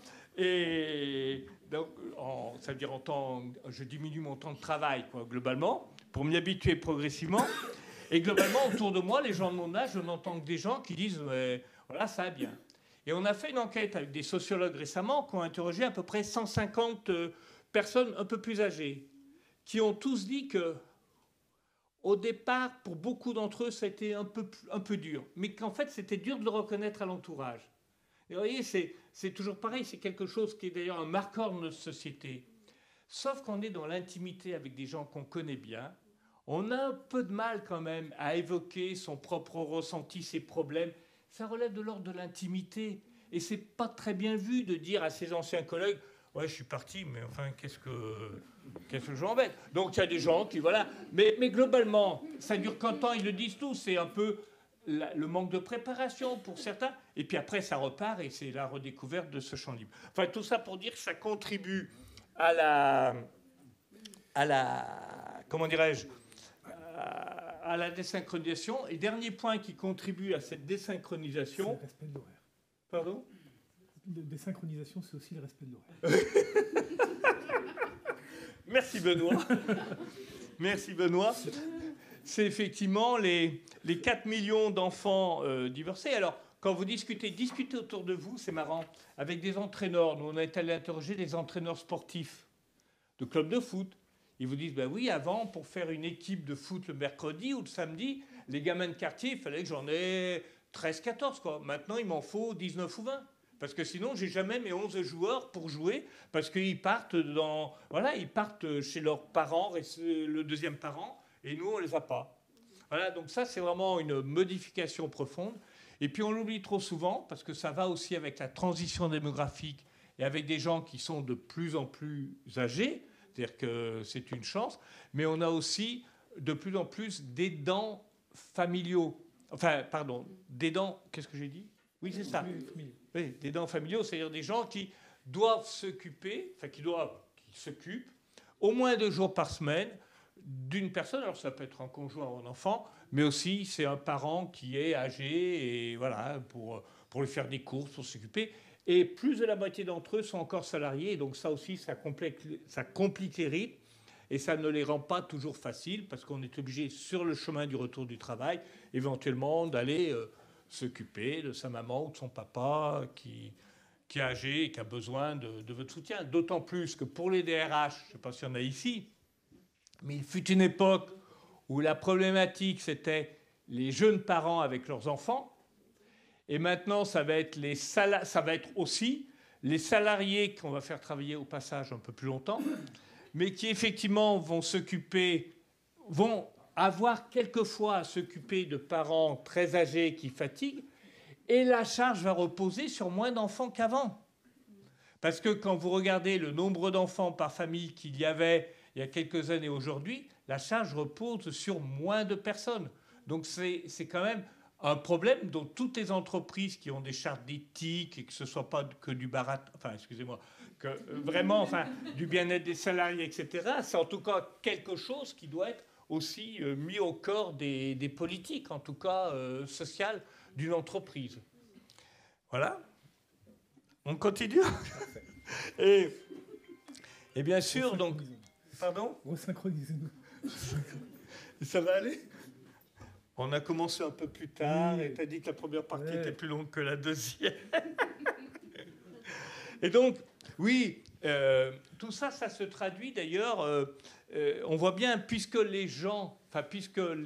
on bouge à des rythmes différents selon les jours, d'une semaine à l'autre, etc., ben forcément, il faut qu'on sorte, qu'on révèle les individus qu'il y a derrière les flux. Et tout ce que je viens de vous dire par rapport au travail à l'alternance, c'est incroyable au niveau de l'heure de pointe. Alors, vous savez, à l'heure de pointe, il y a toujours le même nombre de personnes le matin d'un jour sur l'autre. Et puis le soir, vous avez des bus, des tramways, des métros qui sont bondés aussi. Donc, quelque part, ça nous renvoie à l'image que les flux sont, comme on dit, pendulaires. C'est-à-dire qu'en disant, ben voilà, les gens, ben voilà, tous ces gens qui arrivent le matin, qui repartent le soir, qui arrivent le matin, qui repartent le soir, et voilà. Alors déjà, quand on regarde sur Strasbourg, le réseau CTS, vous avez à peu près, sur 65 000 abonnés, vous en avez à peu près 26 000 qu'on voit le matin entre 7h et 9h. Et le soir, on en voit un peu plus. Le soir, on en voit un peu plus, c'est-à-dire qu'on en voit 12 500 et 17 000, on en voit à peu près 30 000. D'accord ? Et ça, le lendemain, on va avoir la même quantité. Ce qui est frappant là-dedans, quand vous regardez ce schéma, c'est qu'il y en a que 12 500 qu'on a vu le matin et qu'on va revoir le soir à l'heure de pointe. Et ça, c'est totalement contre-intuitif, Puisque vous voyez des grosses masses le matin, des grosses masses le soir, et vous dites, ben voilà, c'est un mouvement de... L'eau, elle repart dans l'autre sens. Enfin, il y a un mouvement de balancier, de balançoire, de tout ce que vous voulez, de métronome, et je repars. Ben, pas du tout. Ce qui veut dire que, globalement, dans ceux qui prennent le bus, le tram à Strasbourg à l'heure de pointe, vous en avez donc 25 700 le matin, plus 17 500 ceux de l'après-midi qu'on n'a pas vu le matin. Donc, au total, il y a 43 000 personnes physiques différentes que l'on aura vues à l'heure de pointe. 43 000 personnes physiques différentes. Il n'y en a que 12 500, c'est-à-dire un tiers de 43 000, qu'on aura vues aux deux pointes et qui sont des purs pendulaires. Et pourtant, on continue à dire qu'il faut sacraliser l'heure de pointe parce que c'est là où il y a les gens qui travaillent. Et non. Parce que vous avez de plus en plus de gens qui ne travaillent pas à l'heure de pointe du matin, à l'heure de pointe du soir. Et donc, ce n'est pas nécessairement les mêmes personnes. Et, autre fait le plus marquant, c'est que je vous ai dit qu'il y en a 43 000 à la pointe, qu'on aura vu alors aux deux pointes, sur un total de 65 000 abonnés, que chez les opérateurs, on appelle les réguliers.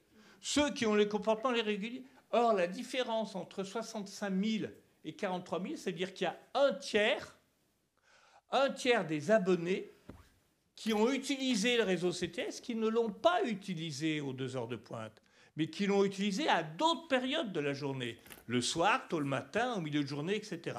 Et ça, c'est vraiment quelque chose qui est bluffant, parce que nos lignes d'analyse, très souvent, c'est que les lignes de courbe de trafic. Et on ne regarde jamais qui va le prendre à 6h30 le matin, et qui va éventuellement revenir tard, qui va venir prendre un ménage, faire son ménage à 17h ou son service au restaurant à 19h, mais qui va terminer éventuellement à 22h quand j'ai terminé mon ménage ou à minuit dans la restauration. Et ça, je ne parle que du motif de travail. Pour tous les autres motifs, c'est pareil. Si j'ai envie d'aller le matin, je suis lycéen, je là, puis le soir, j'ai une activité extrascolaire et je peux rentrer après 19h chez moi. Et en fait, ce qui est important, au moins au niveau de la journée, c'est l'aller-retour. Donc là, vraiment, c'est quelque chose d'important. Et alors, les flux pendulaires, pour terminer, 12 500 sur un jour font le matin et le soir. Quand on regarde ces mêmes 12 500 cartes, on n'en a que la moitié qu'on va retrouver le lendemain aux mêmes heures, hors de pointe du matin, hors pointe du soir. Ça, c'est quelque chose, on voit bien que quand on fait ressortir les individus en chair et en os, c'est-à-dire comme vous et nous, là, enfin, on voit bien que la mobilité, elle doit s'interpréter de manière totalement différente. Ce n'est pas uniquement une réponse au flux. Le flux, c'est essentiel, c'est ce qui permet de dimensionner l'infrastructure. Mais ensuite, si on veut bâtir cette mobilité vertueuse, il faut comprendre effectivement cette diversité. Strasbourg est-il différent? Non. Orléans, Tours, Lyon, Rennes, Lyon, enfin partout où on a pu le faire. Alors, pour vous donner un grand ordre, Lille, c'est un peu plus fort. Dans la métropole de Lille, on est à 60%, mais en général, c'est toujours autour de 50-55% entre le matin et le soir, et 50% pour passer du premier au deuxième jour. Donc c'est quelque chose qu'on retrouve un peu pareil. Voilà. Donc ça, c'est un aspect, en tout cas, qui nous paraît, en tout cas, intéressant. Et donc ça, c'est un chiffre que l'on avait d'ailleurs souvent évoqué. Je vous ai parlé de l'heure de pointe. Mais le renouvellement, il est encore plus fort sur la soirée. C'est-à-dire quand vous prenez les bus de l'agglomération de Strasbourg, de l'Eurométropole, hein, après 21h, ben, vous voyez que vous avez 1300 validations, alors 1300 cartes différentes qui sont vues dans les bus, d'accord ? Et qu'en fait, au final, en nombre de cartes différentes, alors rassurez-vous, hein, je l'ai peut-être déjà dit, tout est crypté, on ne peut suivre que des numéros anonymes. Mais ces numéros anonymes, ils sont constants. C'est-à-dire qu'on ne sait pas si c'est un homme, si c'est une femme, donc souvent je déçois, parce que je ne peux pas dire si c'est des hommes, des femmes, l'âge des personnes, on ne sait pas. On sait juste que c'est la carte XVW machin truc, et qu'on aura vu, voilà. Et donc on est capable de savoir qu'en une semaine, il y a 6000 cartes différentes qui auront été vues, et sur un mois, c'est 16 000. Donc vous voyez bien, d'un côté, on a le flux, et très souvent, on a regardé que ce résultat-là en oubliant le nombre de bénéficiaires du service public. C'est-à-dire qu'en l'occurrence, là, c'est 16 000 personnes qui ont utilisé au moins une fois dans le mois le transport public, bus, au sein de l'agglomération de Strasbourg. Voilà. Je passe, parce que comme j'ai du retard, voilà. Alors peut-être que je peux vous montrer quand même celui-là, parce que ça, c'est pour terminer. En bleu, c'est le nombre d'abonnés. Alors là, c'est à Strasbourg, c'est à peu près les mêmes chiffres, vous allez voir. Là, j'ai mis celui de Dijon, qui était plus récent, mais ils se ressemblent un peu tous d'une agglomération à l'autre. C'est le nombre de porteurs de cartes d'abonnés, donc que l'on va voir par tranche horaire. Donc ça veut dire que le matin, on en voit 22%, entre 7h et 9h, et entre 9h et midi, on va voir 14% des abonnés. Alors au passage, d'ailleurs, j'ai tendance à le dire, les opérateurs aiment se faire du mal en parlant d'heures creuses. Quand vous avez, on ne devrait plus parler d'heures creuses, parce que quand on a à peu près la moitié de la fréquentation le matin, c'est ce que, si on rajoutait les occasionnels, hein, quand on a la moitié de la fréquentation le matin par rapport à l'heure de pointe, soit c'est pas une heure de pointe qui est très chargée, soit c'est une heure creuse qui n'est pas une heure creuse, parce que quand on est à 50% de la pointe, bon, on est confortable, mais ce n'est pas des banquettes vides, comme le disent trop souvent les opérateurs, au passage. Et donc ça, c'est sur une semaine. Et si vous regardez à la semaine, vous avez en gros 40% des cartes qui ont été vues entre 7h et 9h sur l'un des jours de la semaine, à l'heure de pointe, mais 41 le matin en milieu de journée, entre 9h et midi. Donc vous voyez, ça permet aussi de comprendre quelque part le mécanisme de comment ça fonctionne. Et ça, c'est concrètement la traduction à la fois d'un développement de la désynchronisation des rythmes, mais aussi un peu, mais on ne sait pas la part, de la multimodalité. C'est-à-dire que je peux faire un vélo un jour, je peux éventuellement prendre le transport public un autre jour, ou marcher à pied, etc., bien évidemment. Là-dessus, pour l'instant, on n'a pas encore la possibilité de savoir quelle est la part des deux éléments. Voilà. Donc je crois que tu vas un peu nous présenter le même type de résultat sur le stationnement. D'abord, en te remerciant, parce que c'est effectivement parce que tu nous avais montré ça sur les transports en commun qu'on s'y essayait. Alors, c'est pas moi qui l'ai fait, mais c'est certains collègues de l'équipe qui se reconnaîtront. En regardant les données du stationnement public sur voirie, là aussi, je vous rassure, elles sont anonymisées.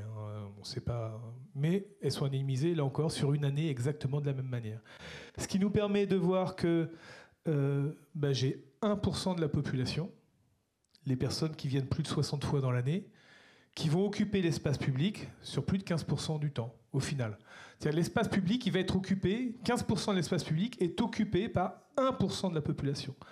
Et 8%, si je prends les 8% qui l'utilisent le plus fréquemment, utilisent l'espace public dans 52%. Je parle là uniquement des gens qui ont payé. Je ne parle pas des abonnements résidents. Donc je suis vraiment sur le service de stationnement payant qui est rendu. Et ça, et je trouve ça vraiment très intéressant comme manière de regarder l'espace.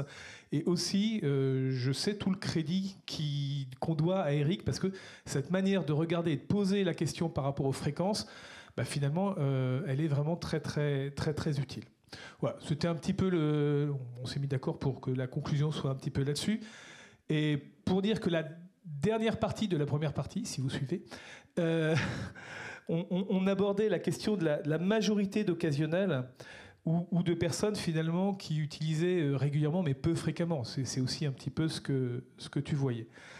Et là encore, je vais juste vous montrer deux chiffres à titre un petit peu d'introduction, issus des traces mobiles Orange. Si on prend le cœur de métropole, toute l'année, en moyenne, dans le cœur de métropole, à l'échelle de la journée, j'ai 68% des gens, c'est soit des habitants, soit des gens qui travaillent ou qui étudient. Bon, 2/3, et à peu près 1/3 de gens qui sont soit des touristes, soit des excursionnistes, donc des gens qui viennent juste à la journée, qui repartent. Ça, c'est sur une journée normale, moyenne de l'année, hein. C'est pas juste sur un week-end. Rendez-vous compte, 32%. Quand on se balade dans la rue, il y a une personne sur 3, elle n'est pas là pour travailler, elle n'est pas là pour habiter. elle vient. Alors, c'est pas forcément des touristes. Hein, enfin, je veux dire, elle peut venir pour une raison médicale. Elle peut aller chercher un ophtalmo, aller chercher un avocat fiscaliste de renom ou que sais-je. Mais elle peut avoir vraiment des tas de raisons très spécifiques de venir. Bon, juste pour se faire un peu plaisir, parce que c'est la période. Pendant le marché de Noël et en particulier pendant un samedi du marché de Noël, on est minoritaire. Voilà. Voilà. Bon, c'était le petit quart d'heure du local de l'étape. Alors, les 30% sur un jour, les 68% sur l'année, on est à peu près à 200 000. J'ai un petit doute, à vrai dire. Tu me poses une colle, mais ouais, les 30% sont à peu près à 100 000 là-dessus. Oui. Ah, c'est pas tout à fait les mêmes non plus. C'est sur une journée. Hein. C'est-à-dire que si vous prenez sur une semaine, il y a toujours les 200 000 habitants du corps de la métropole, plus ceux qui viennent y travailler et étudier régulièrement. Mais globalement, ceux que tu appelles ceux-là, les 100 000, ils se renouvellent tous les jours. Et à la fin de la semaine, ils vont peser 500 000 personnes, voire plus, avec le samedi, par rapport aux autres qui sont peut-être, on va dire, 250 000 sur la semaine. Et c'est effectivement ce que je n'ai pas dit sur le stationnement. Mais inversement, ceux qui viennent qu'une fois, c'est 400 000, je crois, personnes dans l'année.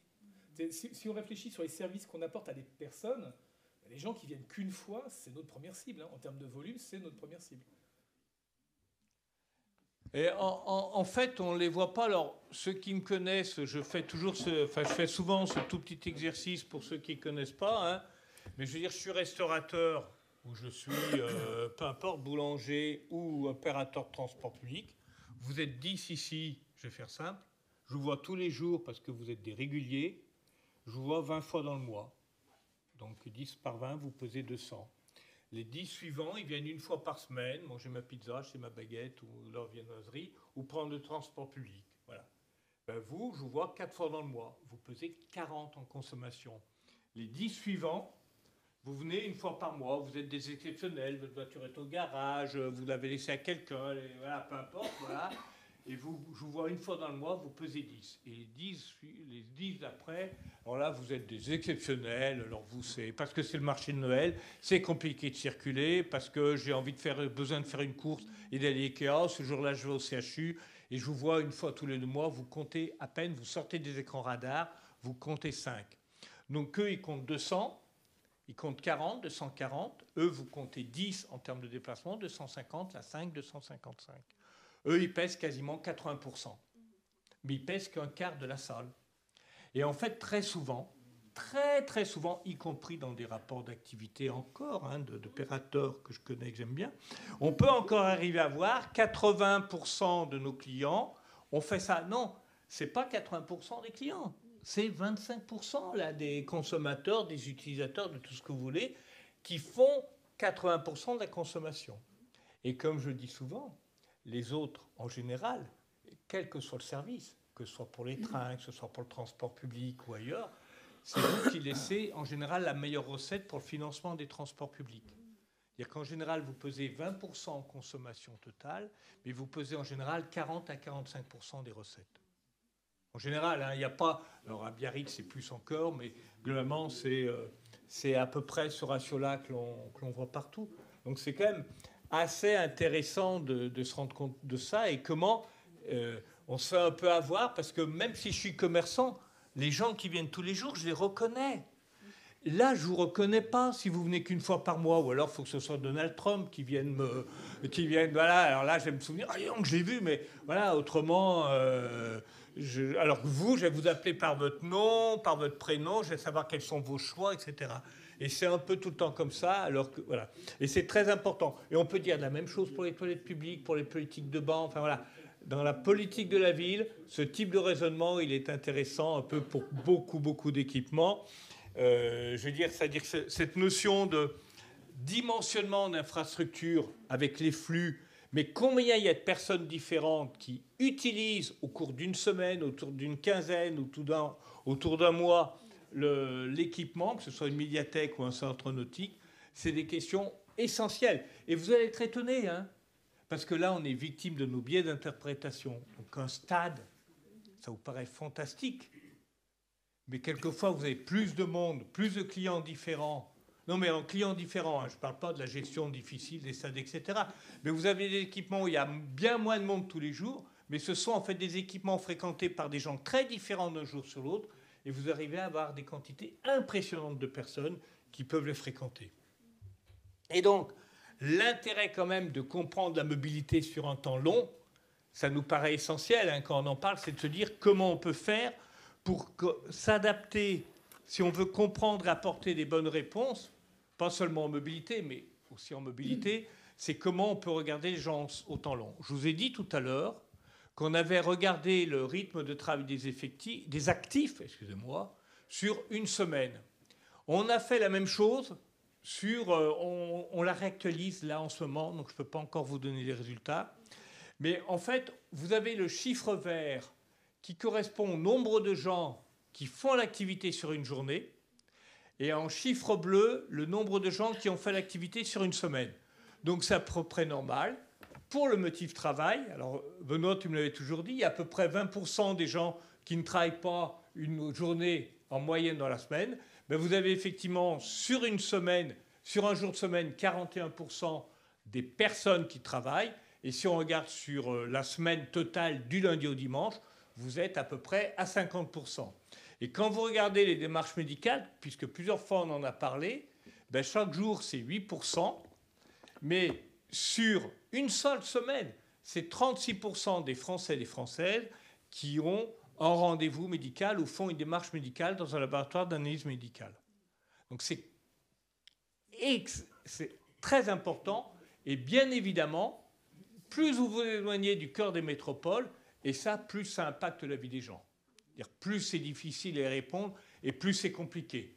Et donc on peut comprendre, et si on n'a pas cette espèce de capacité de passer de la photo à un film, à une série de diapos en tout cas, hein, sans parler de film, ben on risque de passer à côté de certaines choses qui sont redoutablement importantes pour la vie des gens. Bon, là, c'est les marchés, les cultes, enfin, vous avez reconnu. Et bien évidemment, le motif affinitaire qu'on passe, alors, il doit être mis dans quoi dans les enquêtes des placements? C'est les loisirs. Loisirs. Voilà. Mais les motifs affinitaires qui sont, on va voir des gens qu'on connaît, qu'on aime, c'est un motif de déplacement sur la semaine qui est très important. Une personne sur deux le fait. Puis après, vous avez ceux qui vont un peu en dehors, ceux qui restent dans la ville, etc.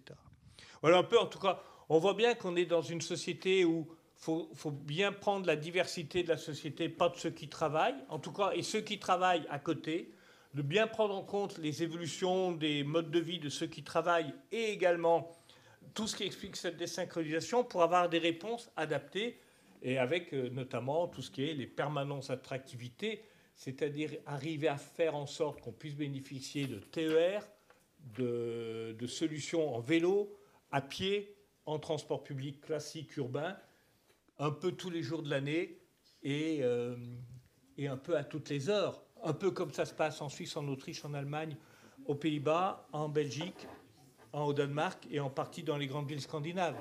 Et globalement, même si Strasbourg est un modèle, hein, Strasbourg est plutôt un modèle en France, globalement en France, on en est quand même encore relativement... Voilà, on n'est pas encore au rendez-vous de cette exigence de désynchronisation dans beaucoup de territoires français, y compris de villes relativement importantes. Voilà c'était la première partie. Ça. La deuxième partie sera courte, c'est promis, mais il y aura l'équipe.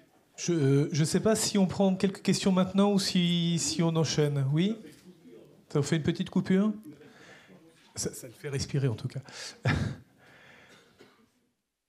Bon, s'il n'y a pas de première question, est-ce qu'il y en a une deuxième ? Oui, Cédric.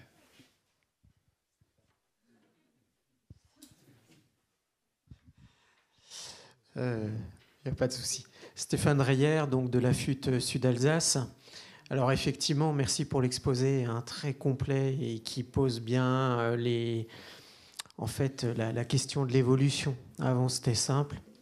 On travaillait au même endroit pendant 40 ans de sa vie professionnelle. On avait la même cellule familiale. Aujourd'hui, tout change, tout évolue très vite. Donc ça, c'est vraiment une première composante. Et c'est vrai que nous, au niveau du secteur alsacien, on a également le fait frontalier. Et le fait frontalier, on en rajoute encore une couche. C'est-à-dire que l'heure de pointe, par exemple, de Bâle-Ville, c'est plutôt entre 6h30 et 7h30. L'heure de pointe française est un peu décalée. Il y a d'autres habitudes. Et effectivement, on est sur un modèle de complexité de déplacement qui est assez impressionnant. Et l'enquête mobilité qui va se lancer dans le bassin sud-Alsace va être très riche d'enseignements par rapport à ces secteurs où on a des volumes de personnes qui sont quand même très, très importants, qui travaillent en Suisse. On est de l'ordre de 40 000 personnes, 40 000 Orinois qui vont chaque jour travailler côté suisse.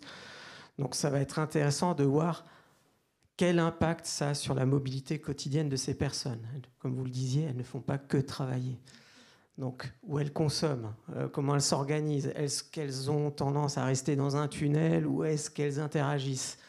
Après, en observant, on a quelques pistes, mais effectivement, je pense qu'on est face à quelque chose de vraiment particulier.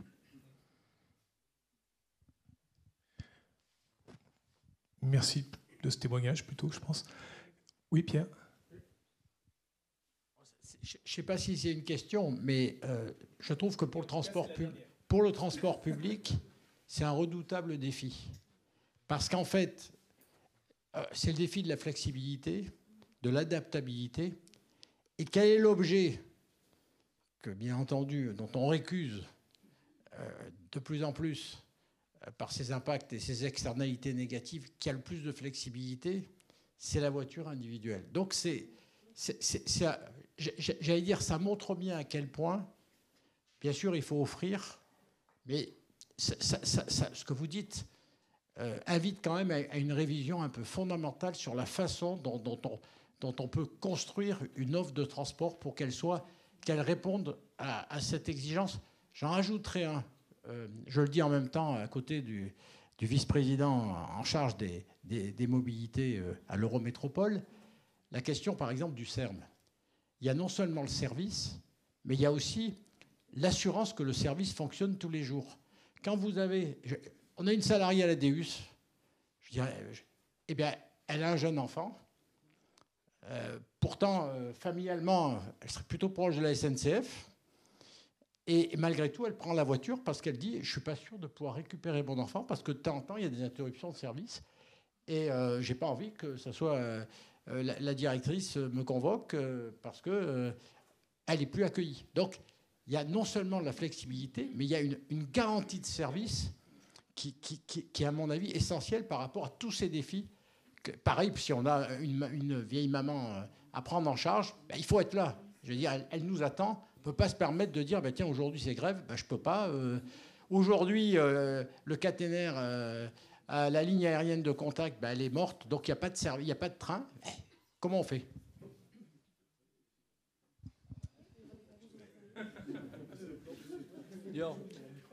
C'est très intéressant, cette notion de réassurance, cette garantie, sur des exemples précis qui sont les derniers départs. J'ai été opérationnel dans des villes voilà, et dans lesquelles il y avait beaucoup de lignes périurbaines. Et tout d'un coup, les derniers départs étaient à 20h15 et on les a basculés à 20h45. Très vite, on a eu plus de monde dans le départ de 20h15 qu'avant. Parce que la réassurance d'avoir un départ plus tard, si on loupait le départ de 20h15, permettait aux personnes de dire il y en a quand même une demi-heure après. Et j'en ai parlé dans un think tank avec le responsable de la prospective, à l'époque, c'était il y a 4 ans, du groupe Casino, et qui expliquait qu'il avait souvent à se battre. Pourquoi les supérettes?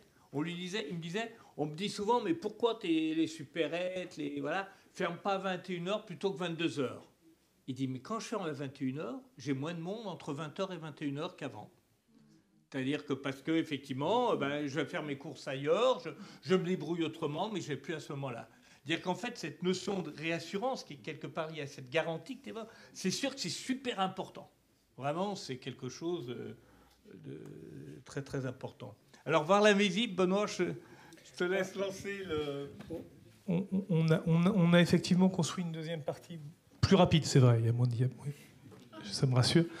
Et je vais me retrouver à présenter des petites choses que je n'ai pas faites, mais que l'agence a produites, basées notamment sur les enquêtes sur les modes de vie qui vont être faites en 2025, mais qui, là en l'occurrence, datent de 2024. Et pour dire que dans les choses qui finalement nous structurent et qui ne se voient pas, je veux dire, quand on voit quelqu'un dans sa voiture, on ne le sait pas forcément, mais quelqu'un qui a commencé pour des raisons X ou Y à se déplacer à un moment avec sa voiture, il s'est fabriqué un territoire de vie qui a été conçu autour de la voiture. Et le reste du territoire de vie, il n'existe pas dans son imaginaire, il ne le connaît pas. Et inversement, quelqu'un qui a commencé à se déplacer et à vivre avec les transports en commun, il s'est fabriqué des territoires de vie qui n'ont pas grand-chose à voir avec. Et inversement, enfin pas inversement, et de manière complémentaire, c'est la même chose aussi pour le vélo. Donc, et au-delà de ça, enfin ça c'est assez renseigné par les littératures, donc c'est pas un savoir plus que ça forcément agence, mais on l'a mis un petit peu en lumière. On a tendance à croire que parce qu'une offre est rationnelle et la plus efficace, elle va avoir un succès. Oui, mais pas que. Enfin, ça suffit pas. C'est bien, c'est mieux, mais il y a déjà toute la question de l'ancrage, on l'a vu, auparavant on peut être ancré sur des modes de déplacement, et puis il y a aussi quand même derrière toutes les questions de valeur. Il y a des gens qui se déplacent en transport en commun par idéologie, il y en a quelques autres plutôt par rationalité, il y en a d'autres c'est juste parce qu'ils sont contraints et ils préféreraient se déplacer en voiture. Et puis il y en a même certains qui vont aller jusqu'à dire si je ne peux plus me déplacer en voiture, je vais me déplacer ailleurs. Je vais changer, non pas mes modes de vie, mais mes territoires de vie, parce que je ne suis pas prêt à sacrifier ma manière de me déplacer. On estime que, grosso modo, les gens qui se comportent de manière vraiment rationnelle dans leur mobilité au quotidien, c'est à peu près 20%. Et encore, dans le rationnel, on met... pour partie des gens qui cherchent le plus court chemin et on les met avec les gens qui cherchent les économies. Hein. On est sympa dans le rationnel. On ne privilégie pas l'un ou l'autre, on somme les deux. Donc vous voyez que derrière, il y a des systèmes quand même de valeurs qui sont extrêmement, extrêmement importants. Donc ça, c'était la première des fragilités, mais il y en a bien d'autres. Eric ? Oui. En tout cas, non mais là où, et Benoît fait bien de le dire, c'est-à-dire que là aussi, dans notre héritage des années 70, il y avait cette logique un peu qu'on nous appliquait de l'homo economicus, hein. C'est-à-dire qu'une rationalité, des arbitrages, et qui très souvent étaient liés au temps. C'est-à-dire que très souvent, c'était le temps, et très très souvent, enfin, mais on le voit bien encore aujourd'hui, on fait cette volonté de gagner à tout prix quelques minutes, alors quelquefois, il faut 8 à 10 minutes pour quelqu'un qui ne marche pas très vite pour aller d'une tête de TGV à la voiture 20 qui peut se trouver de l'autre côté. Enfin, voilà. Donc, on a toujours... Ou alors, on va aller le plus vite possible à Paris-Est en oubliant qu'il y a des gens qui voudraient peut-être descendre avant et qui sont obligés de faire un contresens après. Enfin, voilà. Donc, c'est toujours un peu difficile. Mais je fais partie de ceux qui pensent que cet héritage des années 70, donc la prédominance du travail dans l'analyse, l'analyse en régularité, en pendulaire, l'analyse, c'est les flux qui comptent, etc., sont renforcés, et l'homo economicus est renforcé par des biais d'interprétation, dont le premier et le plus important est peut-être qu'on fait trop confiance à ce que l'on voit. On fait trop confiance à ce que l'on voit avec nos propres yeux, et ne l'oublions jamais, ce qui est concentré va toujours vous paraître plus important que ce qui est majoritaire, mais pas concentré. Hein, voilà, ça, c'est clair. Vous demandez même... mais les départs en vacances en sont une excellente illustration, hein, sur les stations de sport d'hiver. Enfin, ça, c'est l'exemple le plus massif qui puisse s'utiliser, parce que vous avez l'impression que quand on part en vacances en février, tout le monde va au sport d'hiver, en oubliant que pratiquement 70% des gens ne partent pas en vacances, tout le monde ne vit pas à Paris ou dans les métropoles, donc il y a en moyenne en France 70% de gens qui ne partent pas, et dans ceux qui partent, il y en a bien moins d'un sur deux qui va dans les stations de sport d'hiver. Sauf que les stations de sport d'hiver, c'est concentré, donc ça se voit, mais le reste, ceux qui vont sur le littoral, voir des amis à la campagne, dans la ville, etc., c'est dispersé, ça ne se voit pas. Donc voilà, les trains saturés, les trains supplémentaires, les reportages, c'est toujours sur ce que l'on voit. Et ça nous renforce un peu, c'est humain, hein, on fait tout ça. Et alors, moi je me suis rendu compte, c'est qu'il y a bien une chose qu'on ne voit pas, c'est les gens non motorisés souvent. Alors, pas dans certaines agglomérations comme les vôtres. Mais alors, je vais vous le dire, c'est une réflexion d'un président d'agglo que j'aime beaucoup, mais je ne dirai pas le nom, même si j'aime beaucoup. Et qu'une fois, donc, je lui présente, et puis je lui dis le nombre de ménages non motorisés dans sa commune. Et je lui dis, c'est 25%, puis dans le quartier un tel, c'est 40%. Et je mentionnerai toujours, c'était il y a 3 ans, il prend la main dans sa tête comme ça, mais il me dit, j'ai personne qui imagine ça. Personne n'imagine ce taux-là. Mais ça ne se voit pas, les gens sans voiture. Ils ne protestent pas contre les plans de circulation. Ils ne se plaignent pas du manque de places de parking. Ils ne se plaignent pas contre la nouvelle politique de parc-mètre ou de réglementation. On ne les voit pas.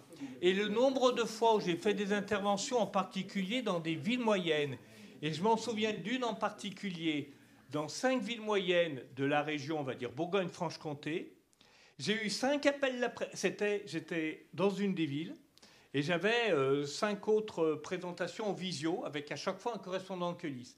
Ils m'ont tous appelé l'après-midi pour me dire « Mais où c'est que tu as eu tes chiffres des ménages non motorisés? Dans quel quartier tu les as trouvés ?» Dire que quelque part, la voiture est tellement imposante dans la société qu'elle a écrasé en fait ceux qui ne l'ont pas. Et comme en plus, les moyennes... Alors, qu'est-ce que vous avez? À gauche, ce qui est assuré, j'espère que vous voyez, ce sont le pourcentage de ménages non motorisés. Et à droite, c'est le pourcentage de ménages multimotorisés.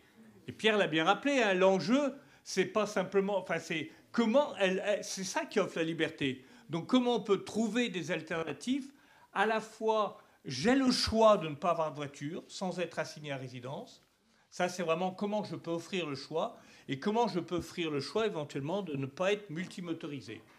Mais vous voyez que dans l'Eurométropole de Strasbourg, c'est très différent. Et au sein de l'Eurométropole, à l'intérieur de la ville de Strasbourg, vous êtes à 38% des ménages qui ne sont pas motorisés et vous en avez que 15% qui sont multimotorisés. Mais si je vous détaillais Strasbourg, ça change. On est pratiquement à 55% dans ce que tu appelles le centre-ville, le centre de la métropole. On est à 45% à l'Esplanade et on est à peu près à 38% dans le secteur Haute-Pierre et Cronenbourg. D'accord? Mais c'est quand même fantastique. Je peux même dire, je l'ai dit à Benoît, mais je ne dirai pas de quelle mairie il s'agit, d'une ville d'à peu près 200 000 habitants, qui me dit, mais enfin, je les connais, mes habitants du centre-ville. Il n'y en a pas 50% qui ne sont pas sans voiture. Ils ont bien tous des voitures, les gens qui habitent le centre-ville. Mais oui, il y a des voitures partout dans le centre-ville. Donc, quelque part, on voit la voiture et on ne voit pas ceux qui n'en ont pas. Et alors, le 50% d'habitants du centre-ville, on retrouve la même proportion à Nantes, à Angers, à Metz, à Caen, voilà. Alors, voilà, à peu près. Alors ensuite, vous avez les communes denses de la première couronne, où c'est équilibré. Alors, Eilkirch, voilà, Ingolsheim, Schiltigheim. Je ne vais pas aller trop loin, parce qu'après, je vais me tromper dans les noms. Après, vous allez vous moquer de moi. J'ai du mal avec ces Oberhausgarten. Bergen. Là, je suis désolé. Voilà. Après, vous avez les petites villes du département. Donc, vous avez Célestat, Saverne, Agno, etc. Et puis, vous avez les autres communes du département. Vous vous rendez compte, vous avez le chiffre n'est pas marqué, mais on est à plus, je crois qu'on est à 50%, plus de 50% des ménages qui sont multimotorisés. Donc, on voit bien qu'il y a un enjeu essentiel derrière aussi, bien sûr, du transport public et alternatif à la voiture, mais il n'y a pas que ça. Il y a comment on urbanise et comment on aménage un territoire. C'est-à-dire qu'on ne peut pas dire c'est uniquement au transport public. Parce que regardez ce qui se passe. Alors là, c'est un autre diagramme qui compare 2021, deuxième colonne, à 2010, première colonne. Donc c'est les évolutions des ménages non motorisés. Donc globalement, vous voyez qu'il y a le Bas-Rhin est à peu près à la tendance nationale, c'est-à-dire que le nombre de ménages non motorisés continue à baisser, donc la motorisation augmente, mais dans toutes les villes, les grandes villes, les communes-centres, vous avez une augmentation là, de 2 points à peu près, vous passez de 36,6 à 38,5 en 10 ans du taux de non-motorisation. Et ça, c'est une révolution historique. Donc c'est 7 points à Paris de plus en 10 ans, 7 points à Paris de plus de ménages non motorisés, c'est 4 points à Lyon, c'est 3 points à Rennes, à Nantes, à Strasbourg, etc. Donc là, il y a vraiment un mouvement qui est très important. Et j'essaye de convaincre, quand je vois les vice-présidents des régions avec TER, je leur dis d'ailleurs que là, il y a une opportunité.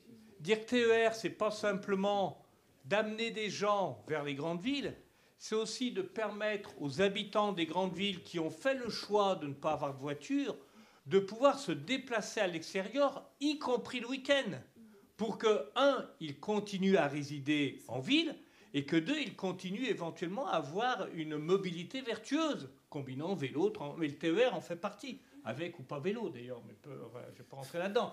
Mais en tout cas, c'est un enjeu essentiel.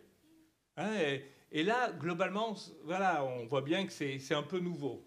Par contre, on voit bien que dans les petites communes, enfin les petites, c'est pas très petit les communes du département, enfin il y en a quelques-unes, mais globalement, on voit bien que là, le mouvement de non-motorisation continue à décroître. C'est-à-dire qu'on a vraiment deux réalités très différentes, et là, il y a un enjeu fondamental, et on voit bien que tout ce qui est aménagement du territoire, tout ce qui est, comment dirais-je, urbanisation est important. Moi, il y a quelque chose qui m'a frappé sur Strasbourg. Strasbourg réussit à avoir de la population, sur une durée longue, 50 ans. La ville de Strasbourg a réussi à peu près à avoir de l'ordre de 40 000 habitants en plus, c'est-à-dire près de 20% de population en plus. Pas tout à fait, un peu moins. D'accord. Mais il a fallu construire 70% de logements en plus. Ouais, parce qu'en 50 ans, c'est la décohabitation.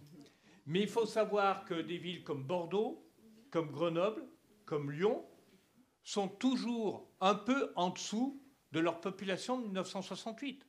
Dire que soit par contrainte du territoire, soit par préservation territoriale, soit parce qu'il n'y a pas de friche industrielle, soit par politique. Globalement, elles ont construit chacune 50% de population, 50%, excusez-moi, de logements en plus, en gros 45, 47, 50%, et ça n'a pas suffi pour compenser la décohabitation. Et alors, dans les petites villes, j'ai été étonné, je n'ai pas d'explication. Dans les moyennes villes, il faut construire plus de logements pour arriver à être stable. On est plutôt à 60-70% de logements supplémentaires pour passer le cap où il y a une augmentation de population. Mais on voit bien qu'il y a un enjeu essentiel. Et pour donner deux exemples très contrastés, de villes à peu près à la même taille, c'est fascinant, c'est Grenoble et Montpellier. Grenoble et Montpellier, en 1968, à 500 habitants près, avaient exactement le même nombre d'habitants, autour de 160 000. 50 ans après, Grenoble a 1000 ou 2000 habitants de moins, peu importe. Montpellier est passé de 160 à 300 000 habitants. Alors, vision du... tout ce qu'on veut, disponibilité des terrains. Mais du coup, qu'est-ce que ça veut dire derrière? C'est que quand vous prenez l'aire d'attraction de la ville, dans une ville comme Grenoble, et plus encore à Lyon, où je vous ai dit qu'à Lyon, la population, elle était stable, 60% de l'accroissement de la population de l'aire d'attraction se fait en dehors de la métropole. À Montpellier, c'est 40%. Donc on voit bien les conséquences que ça a sur, effectivement, le poids de la congestion, l'utilisation de la voiture, etc. C'est juste un constat. Après, il faut pouvoir faire une... Mais on ne peut pas dissocier, en tout cas, les solutions mobiles. Donc, dans ce qui est difficile à voir, et qui, Benoît comme moi, enfin, c'est quelque chose qui est central, c'est que nous avons toujours tendance à voir les fragilités à travers ce qui est visible. Dire que depuis la loi qui a été faite pour la prise en compte du handicap nécessaire, toutes les illustrations des équipements qui reçoivent du public, des transports publics, des caisses hypermarchés, des salles de spectacle, se fait toujours par des signes qui renvoie à une fragilité visible. Ce que je dis toujours, si vous êtes une femme enceinte de 3 mois, circulez, il n'y a rien à voir. Ça ne se voit pas, on ne vous dessine pas.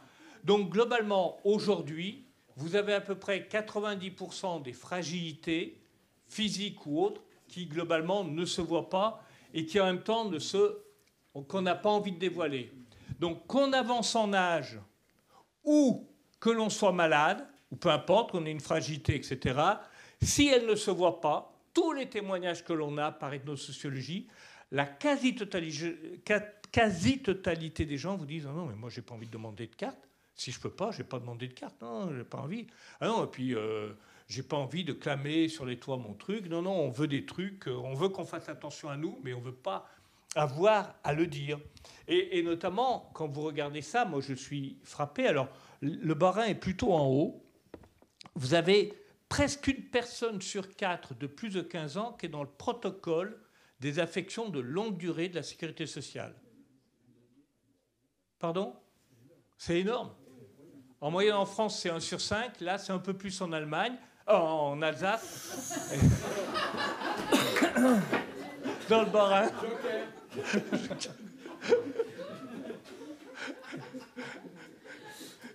Voilà, donc c'est un peu plus... Alors, ceci dit, est-ce qu'il y a une méthodologie différente ? C'est ce que je me suis posé, parce qu'on a ça aussi en Moselle. Donc, je me suis dit, est-ce que... Ah oui. Donc, en fait, c'était pour... J'ai réussi à trouver... Non, parce que je me suis posé la question, parce qu'en Moselle aussi, on a ce chiffre-là qui est un peu plus élevé qu'en France. De l'intérieur. D'accord. Mais je ne sais pas si ça joue pour le classement dans les infections de longue durée. D'accord. Mais je prends note et on discutera avec le médecin régional conseil. En tout cas, on voit bien que c'est quand même très important. Et la majorité des gens qu'on a vus, on a pris volontairement des gens qui ont moins de 60 ans. Hein, c'est-à-dire qui n'étaient pas impactés par l'allongement de la durée de vie, volontairement, pour que les témoignages soient clairs. Des gens qui ont des maladies, au revoir, des maladies dites, on va dire, reconnues par les yeux du grand public comme étant des maladies graves. Cancer, accident cardiaque, etc.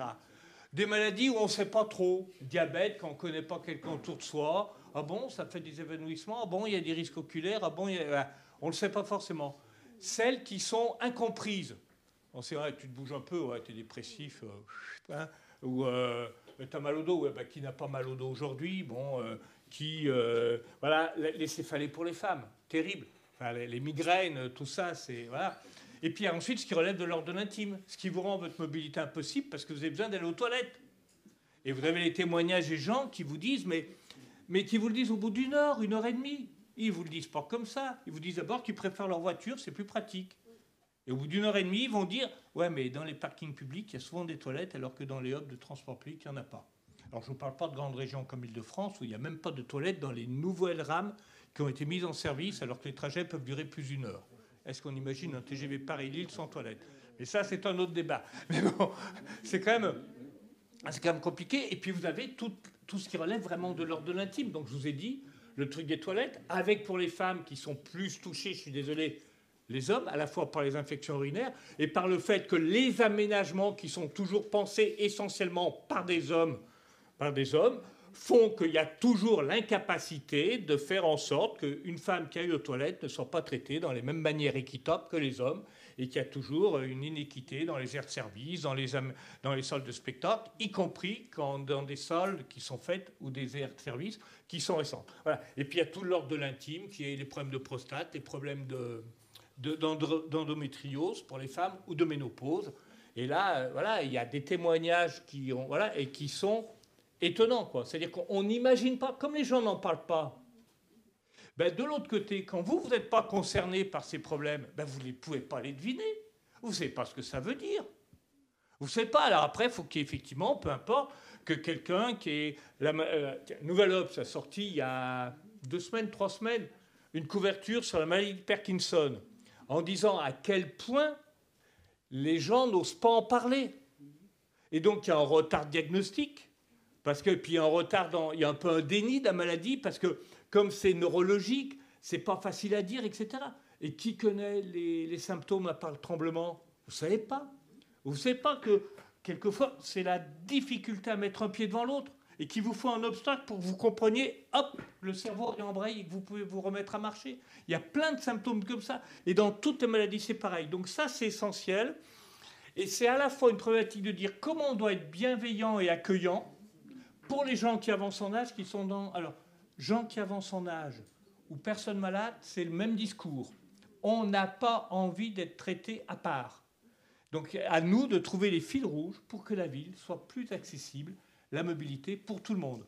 Et pour éviter que des gens utilisent leur voiture alors qu'ils ne devraient pas l'utiliser, parce qu'ils ont un glaucome, parce qu'ils ont des traitements médicamenteux qui les fait somnoler, parce qu'ils ont du rachis cervical, parce qu'ils ont des problèmes d'arthrose de la hanche, etc., qui font qu'ils sont moins agiles. Peu importe comment on arrive à s'ouvrir. Et ça, c'est vraiment quelque chose qui est je vais dire un peu nouveau, de sortir du handicap pur vu à travers d'abord le non-voyant absolu, la personne qui est en fauteuil roulant, etc. Alors, je suis désolé, je vais prendre... C'est un peu une caricature, mais je dis comme ça. Une personne qui est en fauteuil, elle n'a pas besoin de banc.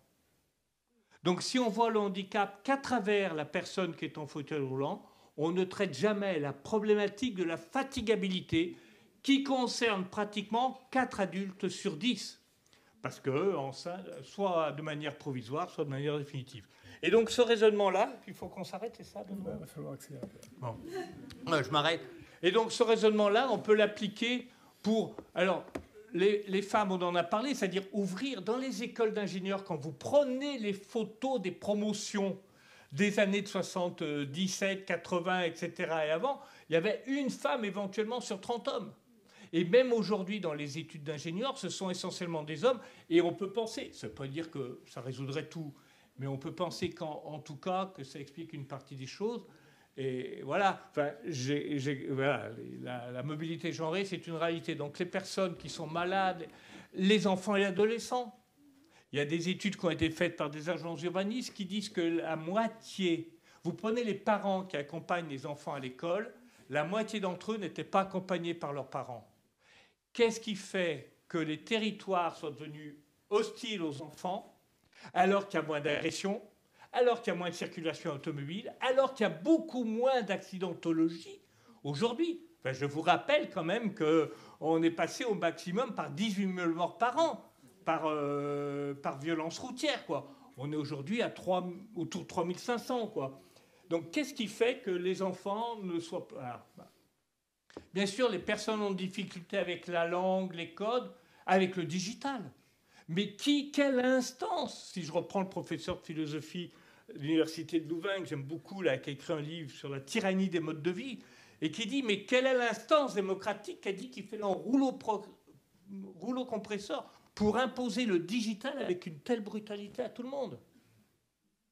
Pourquoi quand c'est qu'on va arriver à faire en sorte... Moi, j'ai des tas de collègues qui disent, ouais, mais de toute façon, maintenant, avec les applis, c'est facile, les gens, ils vont se localiser, puis les transports de bande vont venir les chercher. Ben oui, mais ça ne va pas marcher avec tout le monde. Ça ne va pas marcher avec tout le monde, mais y compris les jeunes. Pas d'essentialisation. Pas d'essentialisation. Un jeune, il n'est pas forcément doué avec le digital. Ils ont tous un smartphone à 98%. Les réseaux sociaux, ça cartonne, à bloc, tous les réseaux sociaux. Enfin, non, pas Facebook, mais plutôt TikTok, etc., ou d'autres. Globalement, la visio, tout ce qui est visio, musique, ça marche bien. Mais si vous n'êtes pas à l'aise pour remplir un dossier d'APL, si vous n'êtes pas à l'aise pour remplir... C'est pas ça qui va vous rendre plus à l'aise que... Voilà. Donc, de toute façon, ce que disent tous les gens qui sont dans les missions locales ou les employés de mairie qui sont à l'accueil, ils disent que les jeunes, c'est presque une injonction à la modernité qu'ils ont, et ils sont presque embêtés, ceux-là, parce qu'ils ne sont pas à l'aise avec ça. Et tout le monde pense qu'ils le sont. Et donc, c'est presque une espèce d'humiliation de devoir reconnaître qu'ils ne sont pas à l'aise. Voilà. Donc, c'est juste un passage comme ça. Puis, n'oublions pas, moi, je suis frappé. Imaginez-vous la vie de gens qui n'ont pas de voiture. Alors, c'est très proche des taux de pauvreté ou des fragilités. Mais qu'est-ce que ça veut dire de ne pas avoir de voiture dans des ménages quand on ne le fait pas, non pas parce qu'on habite dans le centre de Strasbourg, mais qu'on le fait dans d'autres petites communes, quoi. Et ça, voilà, c'est quelque chose d'important. Voilà, je passe ça. Et puis donc, pour terminer, on va dire attention à l'entre-soi. Dire que nos biais, ils sont renforcés par l'entre-soi. Or, le monde de la mobilité collective, c'est quelque chose, il faut un Master 5 pour arriver à le comprendre. C'est compliqué. Et même avec un Master 5, vous ne comprenez toujours pas pourquoi en 2024, quand vous sortez à La Défense ou à Saint-Denis, c'est pas... Si vous êtes avec un billet de RER, de métro, vous ne pouvez pas sortir par la sortie du RER, quoi. C'est incompréhensible. Mais comment vous pouvez expliquer ça? En plus, au passage, c'est une petite ville touristique. Paris et La Défense, c'est un petit secteur où il passe quand même quelques centaines de milliers d'occasionnels par an. Donc ça, voilà. Ah, mais ça, c'est partout. Enfin, qui peut comprendre des plans de ce type-là? Enfin, et encore, c'est pas les plus durs. Le RERC doit battre le record de difficulté. Ça, c'est Lyon en haut. Mes collègues, je me suis un peu amusé à les tacler. Ça concerne presque tous les réseaux de transport urbain. On ne s'inspire pas de ce qui se fait sur les autoroutes. C'est-à-dire que du jour au lendemain, vous avez une ligne de métro qui est prolongée de Gerland à Oullins, puis de Oullins à Saint-Gilles-Laval, et du jour au lendemain, Gerland, Oullins, ça n'existe plus, on vous met Saint-Gilles-Laval. Mais quand vous prenez les autoroutes, vous avez deux choses où on prend mieux en compte, où on résout la complexité. C'est quand on vous dit toujours la sortie qui va être la plus proche, puis une sortie un peu plus éloignée, puis une sortie un peu plus lointaine. On ne vous impose pas à comprendre, putain, mais alors Saint-Gilles-Laval, c'est une qui passe par Oullins ou pas, là? Et puis, d'autre part, il numérote hors station. Alors qu'on est en France, par rapport à la Chine, par rapport à d'autres réseaux, ou par rapport à Melbourne ou ailleurs, on a toujours des noms de stations qui ne sont pas accompagnés au moins d'une numérotation, au moins sur les modes lourds, où les arrêts ne sont pas susceptibles de changer, qu'on en supprime, etc. Voilà. Donc là, vraiment, là, on est dans un entre-nous où on finit par plus s'en rendre compte. Quand je dis entre-nous, voilà, on est quand même dans les spécialistes de la mobilité, un peu dans entre-nous, où on connaît les problématiques tarifaires, etc. Pardon. Voilà. Oui. Juste l'entre-nous, il se voit d'une autre manière. Ça, c'est issu de l'enquête ménage de 2009. On a demandé aux gens de se donner 3 adjectifs pour qualifier la voiture. La carte, elle parle d'elle-même, mais après, je pense que sur un petit sondage, si on regarde l'entre-soi aujourd'hui, qui habite à peu près dans la zone rouge, je pense qu'on ne doit pas être loin de 80%. Donc cet entre-soi-là, c'est aussi celui-là. C'est aussi de regarder quelquefois ce qui se passe dans les zones vertes. C'est important. Et puis, il y a l'entre-soi, et puis l'autre défaut que l'on a quelquefois, c'est ce qu'on appelle, enfin défaut mais humain, enfin tout ça, c'est, voilà, on le fait tous, je le fais aussi, c'est ce qu'on appelle l'essentialisation, la simplification, la généralisation. Le monde est tellement complexe qu'on a quelquefois besoin de dire, ben, les jeunes sont comme ça, les fonctionnaires sont comme ça, les ruraux, les machins, les vieux, etc. Et c'est donc un tout petit peu plus compliqué. Alors, il y a des très vastes études qui ont été faites sur les jeunes récemment, et on vous dit la génération planète, verte et tout. Ben oui, 79% pensent que c'est prioritaire. Ben oui, prioritaire. Quand vous demandez dans une liste de 10 priorités, d'en retenir 4, il n'y en a que 28% qui les mettent dans les 4 premiers. C'est quand même impressionnant. Pourquoi? Alors, on est allé faire une typologie après sur 2500 jeunes de 18 à 30 ans. Ben, vous avez les militants, alors ceux qu'on entend beaucoup, qui sont à peu près 15%, dire qu'ils vont mettre leur pratique, enfin leur pensée en acte. Alors, on va limiter la viande, on prend le vélo, il ne faut plus prendre l'avion, voilà, qui sont même un peu, certains d'entre eux disent un peu extrêmes, mais qui en tout cas appliquent ces principes-là. Et à l'opposé, vous en avez des plus nombreux il faut en profiter pendant qu'il y a encore temps. Hein. Et puis vous avez tous ceux qui se replient sur leur tipi, qui disent mais tout ça, ça me dépasse, de toute façon je ne suis pas concerné, ça c'est un débat pour les gens qui ont de l'argent, etc. Et moi ça ne me concerne pas. Enfin, vous avez plein de familles comme ça, de jeunes très différentes. C'est juste pour dire ça. Et là c'est pareil, c'est un mix de la généralisation de ce qu'on voit. Vous avez tendance à voir les jeunes, combien de fois j'ai pu dire, d'ailleurs moi-même quand j'étais moins âgé, que ouais, les étudiants, ils sortent le jeudi soir, etc. Il n'y a qu'à voir le monde dans les rues, etc. Alors, évidemment, mais ils sont que 23% à classer comme 2 priorités leurs 2 premières trucs qu'ils aiment faire, activités qu'ils aiment faire, ils sont que 23% à dire sortir le soir, dans les bars, aller au resto, aller chez le McDo ou aller en boîte. Mais sauf que 23% de 70 000 étudiants, plus les lycéens, ça fait du monde. Donc quand vous les retrouvez dans des bars, dans des boîtes, dans des rues animées, ça fait du monde. Mais il y en a plus, 36%, qui préfèrent rester chez eux seuls. Alors, réel ou pas réel, aimer rester. En tout cas, qu'ils le disent, ou regarder une série, ou être sur les réseaux sociaux, etc. Et puis à ceux, ça s'est beaucoup développé depuis le Covid, aller chez les uns, chez les autres. Et ça, nous, en opérateur de mobilité, c'est compliqué. Parce que ça ne se voit pas, ça. Aller chez les uns, chez les autres. Autant ceux qui sortent dans les endroits bien identifiés, les rues piétonnes, les bars et tout, on le voit, de l'autre côté, on ne le voit pas. Et puis, il y a bien sûr, moi j'ai été taclé par un copain qui est journaliste, qui s'appelle Olivier Rasmont, peut-être que certains le connaissent, du Monde, et qui me dit « Mais Eric, aujourd'hui, tout le monde, les jeunes, ils n'ont plus de voiture. » Ben oui, mais vrai, c'est ce que disait Benoît, pile poil. Quand on habite Paris, 16% des jeunes de 18 à 30 ans, des ménages, 16% ont une voiture. Je passe le périphérique, je monte à 45%. Et je suis en grande couronne, je suis à 80%. Et si je suis dans le Bas-Rhin, je suis en dehors de la métropole de Strasbourg à 95%. Mais si je suis à Strasbourg même, je suis un peu moins que la moyenne. Je dois être à, si je dis pas de bêtises, 55% de motorisés, quoi. Oui, quand même.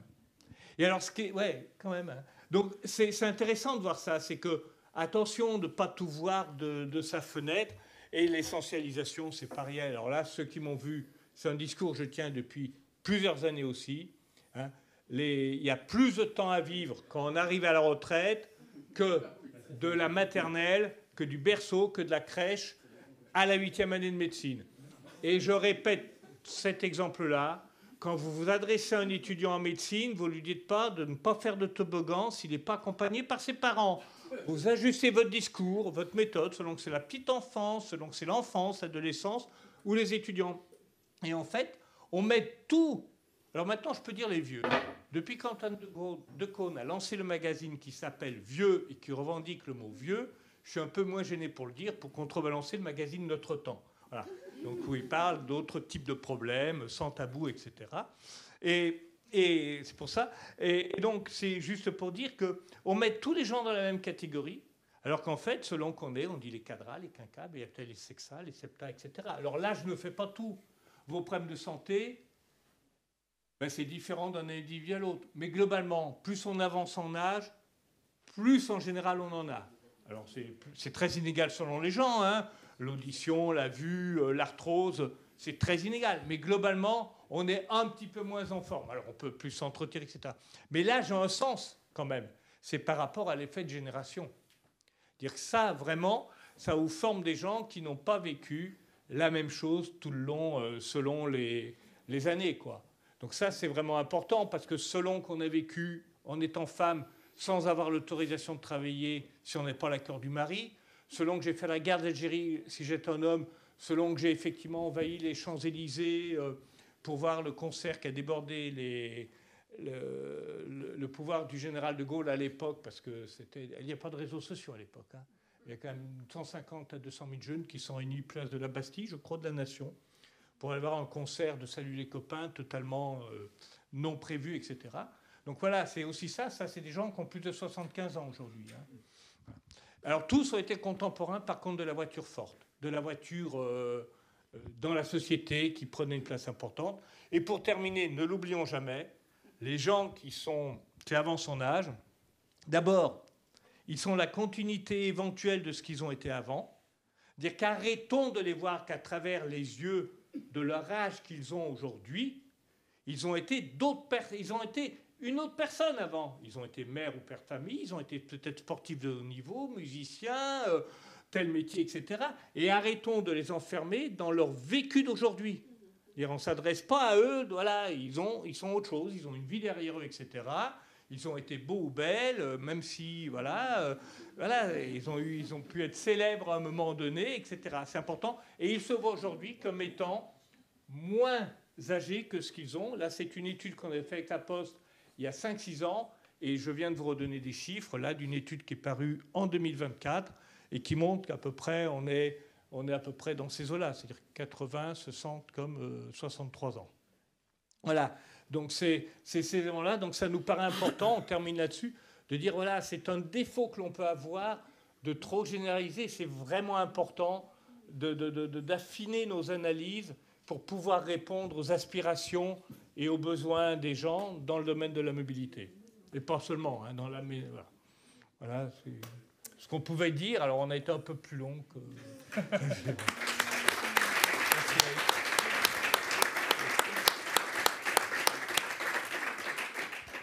Je propose peut-être qu'on prenne quand même le temps de prendre quelques questions s'il y en a dans la salle. Oui, Nadia ? Peut-être une réaction, question. D'abord, merci beaucoup. Effectivement, c'est toujours très intéressant et très passionnant en même temps, et passionné. Alors, moi, j'aimerais confirmer un constat qui a été souligné par Benoît et qui me semble vraiment extrêmement intéressant. Peut-être qu'on l'a abordé un petit peu en filigrane. J'aurais aimé qu'on l'approfondisse un petit peu. Benoît nous a parlé tout à l'heure de la question des valeurs. En fait, on remarque qu'en toute chose, quelles que soient les pratiques des gens, que ce soit les loisirs, que ce soit même le travail, la dimension rationnelle, effectivement, existe, mais ce n'est pas la plus importante. Les vraies motivations, effectivement, on va les trouver dans les valeurs. Et d'ailleurs, c'est dans les valeurs qu'on va trouver peut-être les leviers d'action. Et en matière de mobilité, effectivement, ce dont on s'était rendu compte à l'époque quand on a fait l'enquête mode de vie, c'est que chaque mode de transport avait pour les gens un sens, une valeur.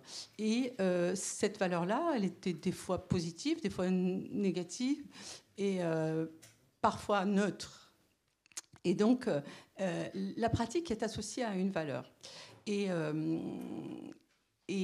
justement, ce qu'on voyait, c'est que finalement, on a certaines époques où ces valeurs étaient, je vais dire, assez connues. Par exemple, la voiture pouvait être liée à des valeurs de liberté, d'accomplissement de soi, etc.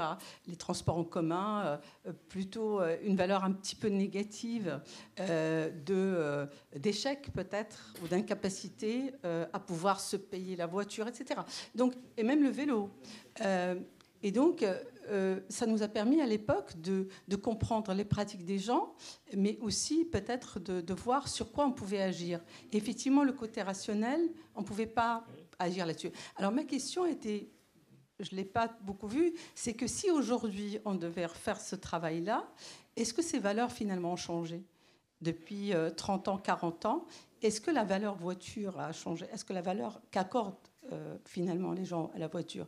Est-ce que les transports en commun aujourd'hui, par exemple, ont une valeur plus positive qu'avant? Ou le vélo? Alors, l'effet que vous dénoncez, on a peur d'y tomber. C'est-à-dire qu'aujourd'hui, effectivement, les citadins ont peut-être une vision, une valeur positive du vélo, mais est-ce que c'est si général que ça? Est-ce que la voiture qui est dévalorisée peut-être du fait de son impact écologique, est-ce que c'est si général que ça? Donc voilà. Donc j'aurais bien aimé, mais peut-être qu'on a dépassé largement les temps, de voir les valeurs accordées aux pratiques il y a 40, 50 ans. Qu'en est-il aujourd'hui? Je ne sais pas si vous avez des éléments. Je serais preneuse en tout cas. Merci. Oui, dans des études, il y a quelques éléments qui permettent de voir que ça dépend beaucoup des territoires et des tranches d'âge d'une part. Enfin, parce que forcément, selon l'histoire que l'on a, on peut avoir toujours l'image... Je suis désolé. J'ai 66 ans. J'ai vécu dans une grande ville, Lyon. Mais toute ma période de lycéen et ma première année de fac, il n'y avait pas de métro. C'était la merde absolue, les transports publics. Enfin, je veux dire, on roulait à 4 km/h dans les grands axes de circulation. Donc, la valeur que j'associais à une époque au transport public, sauf que j'y vais arriver le métro. Et j'étais encore suffisamment jeune et lyonnais pour l'utiliser. Mais ceux dans les villes, où en revanche, si je suis à Bordeaux, où le tramway est arrivé qu'en 2000, et encore sur une petite partie. C'est-à-dire que ce n'était pas à 18-20 ans qu'ils l'ont découvert, c'est à 40 ans. Et là, c'est long pour arriver à retrouver des valeurs positives. On y arrive quand c'est du tram, du métro, des valeurs positives. Dans les villes moyennes, ça n'a pratiquement pas changé. C'est-à-dire que globalement, dans les villes moyennes, il y a une valeur d'usage qui est très faible et une valeur d'image qui est relativement mauvaise. Mal fréquentée, voilà, c'est pour les gens pauvres, c'est pour les gens... C'est très différent dans les grandes villes. Donc il y a vraiment une différence. Et moi, ce qui m'a étonné dans les valeurs, c'est la marche. Je pensais, on a fait une étude sur les gens qui marchent parce qu'ils n'ont pas de voiture ou difficilement de voiture dans les villes moyennes. Donc une étude faite par des sociologues avec 30 personnes suivies dans plusieurs villes, dans 5 ou 6 villes. Et en fait, ils sont revenus, c'est-à-dire que moi j'ai été étonné, la marche est auréolée avec le même verbatim que moi j'aurais attribué à des bobos du centre-ville. Mais la marche, ça oxygène la tête, mais la marche, c'est le lien social, mais la marche, on se détend, on organise sa journée, ça permet de voir. Ça, je pense que ce discours-là, on ne l'entendait pas trop il y a 40-50 ans. Et là, moi-même, j'ai été étonné de voir que globalement, le discours sur la marche était à peu près au même niveau par les gens modestes qui marchent parce qu'ils n'ont pas de voiture que les gens qui sont plutôt aisés dans les grandes villes. Donc voilà, c'est 2 types d'éléments que je peux donner comme ça.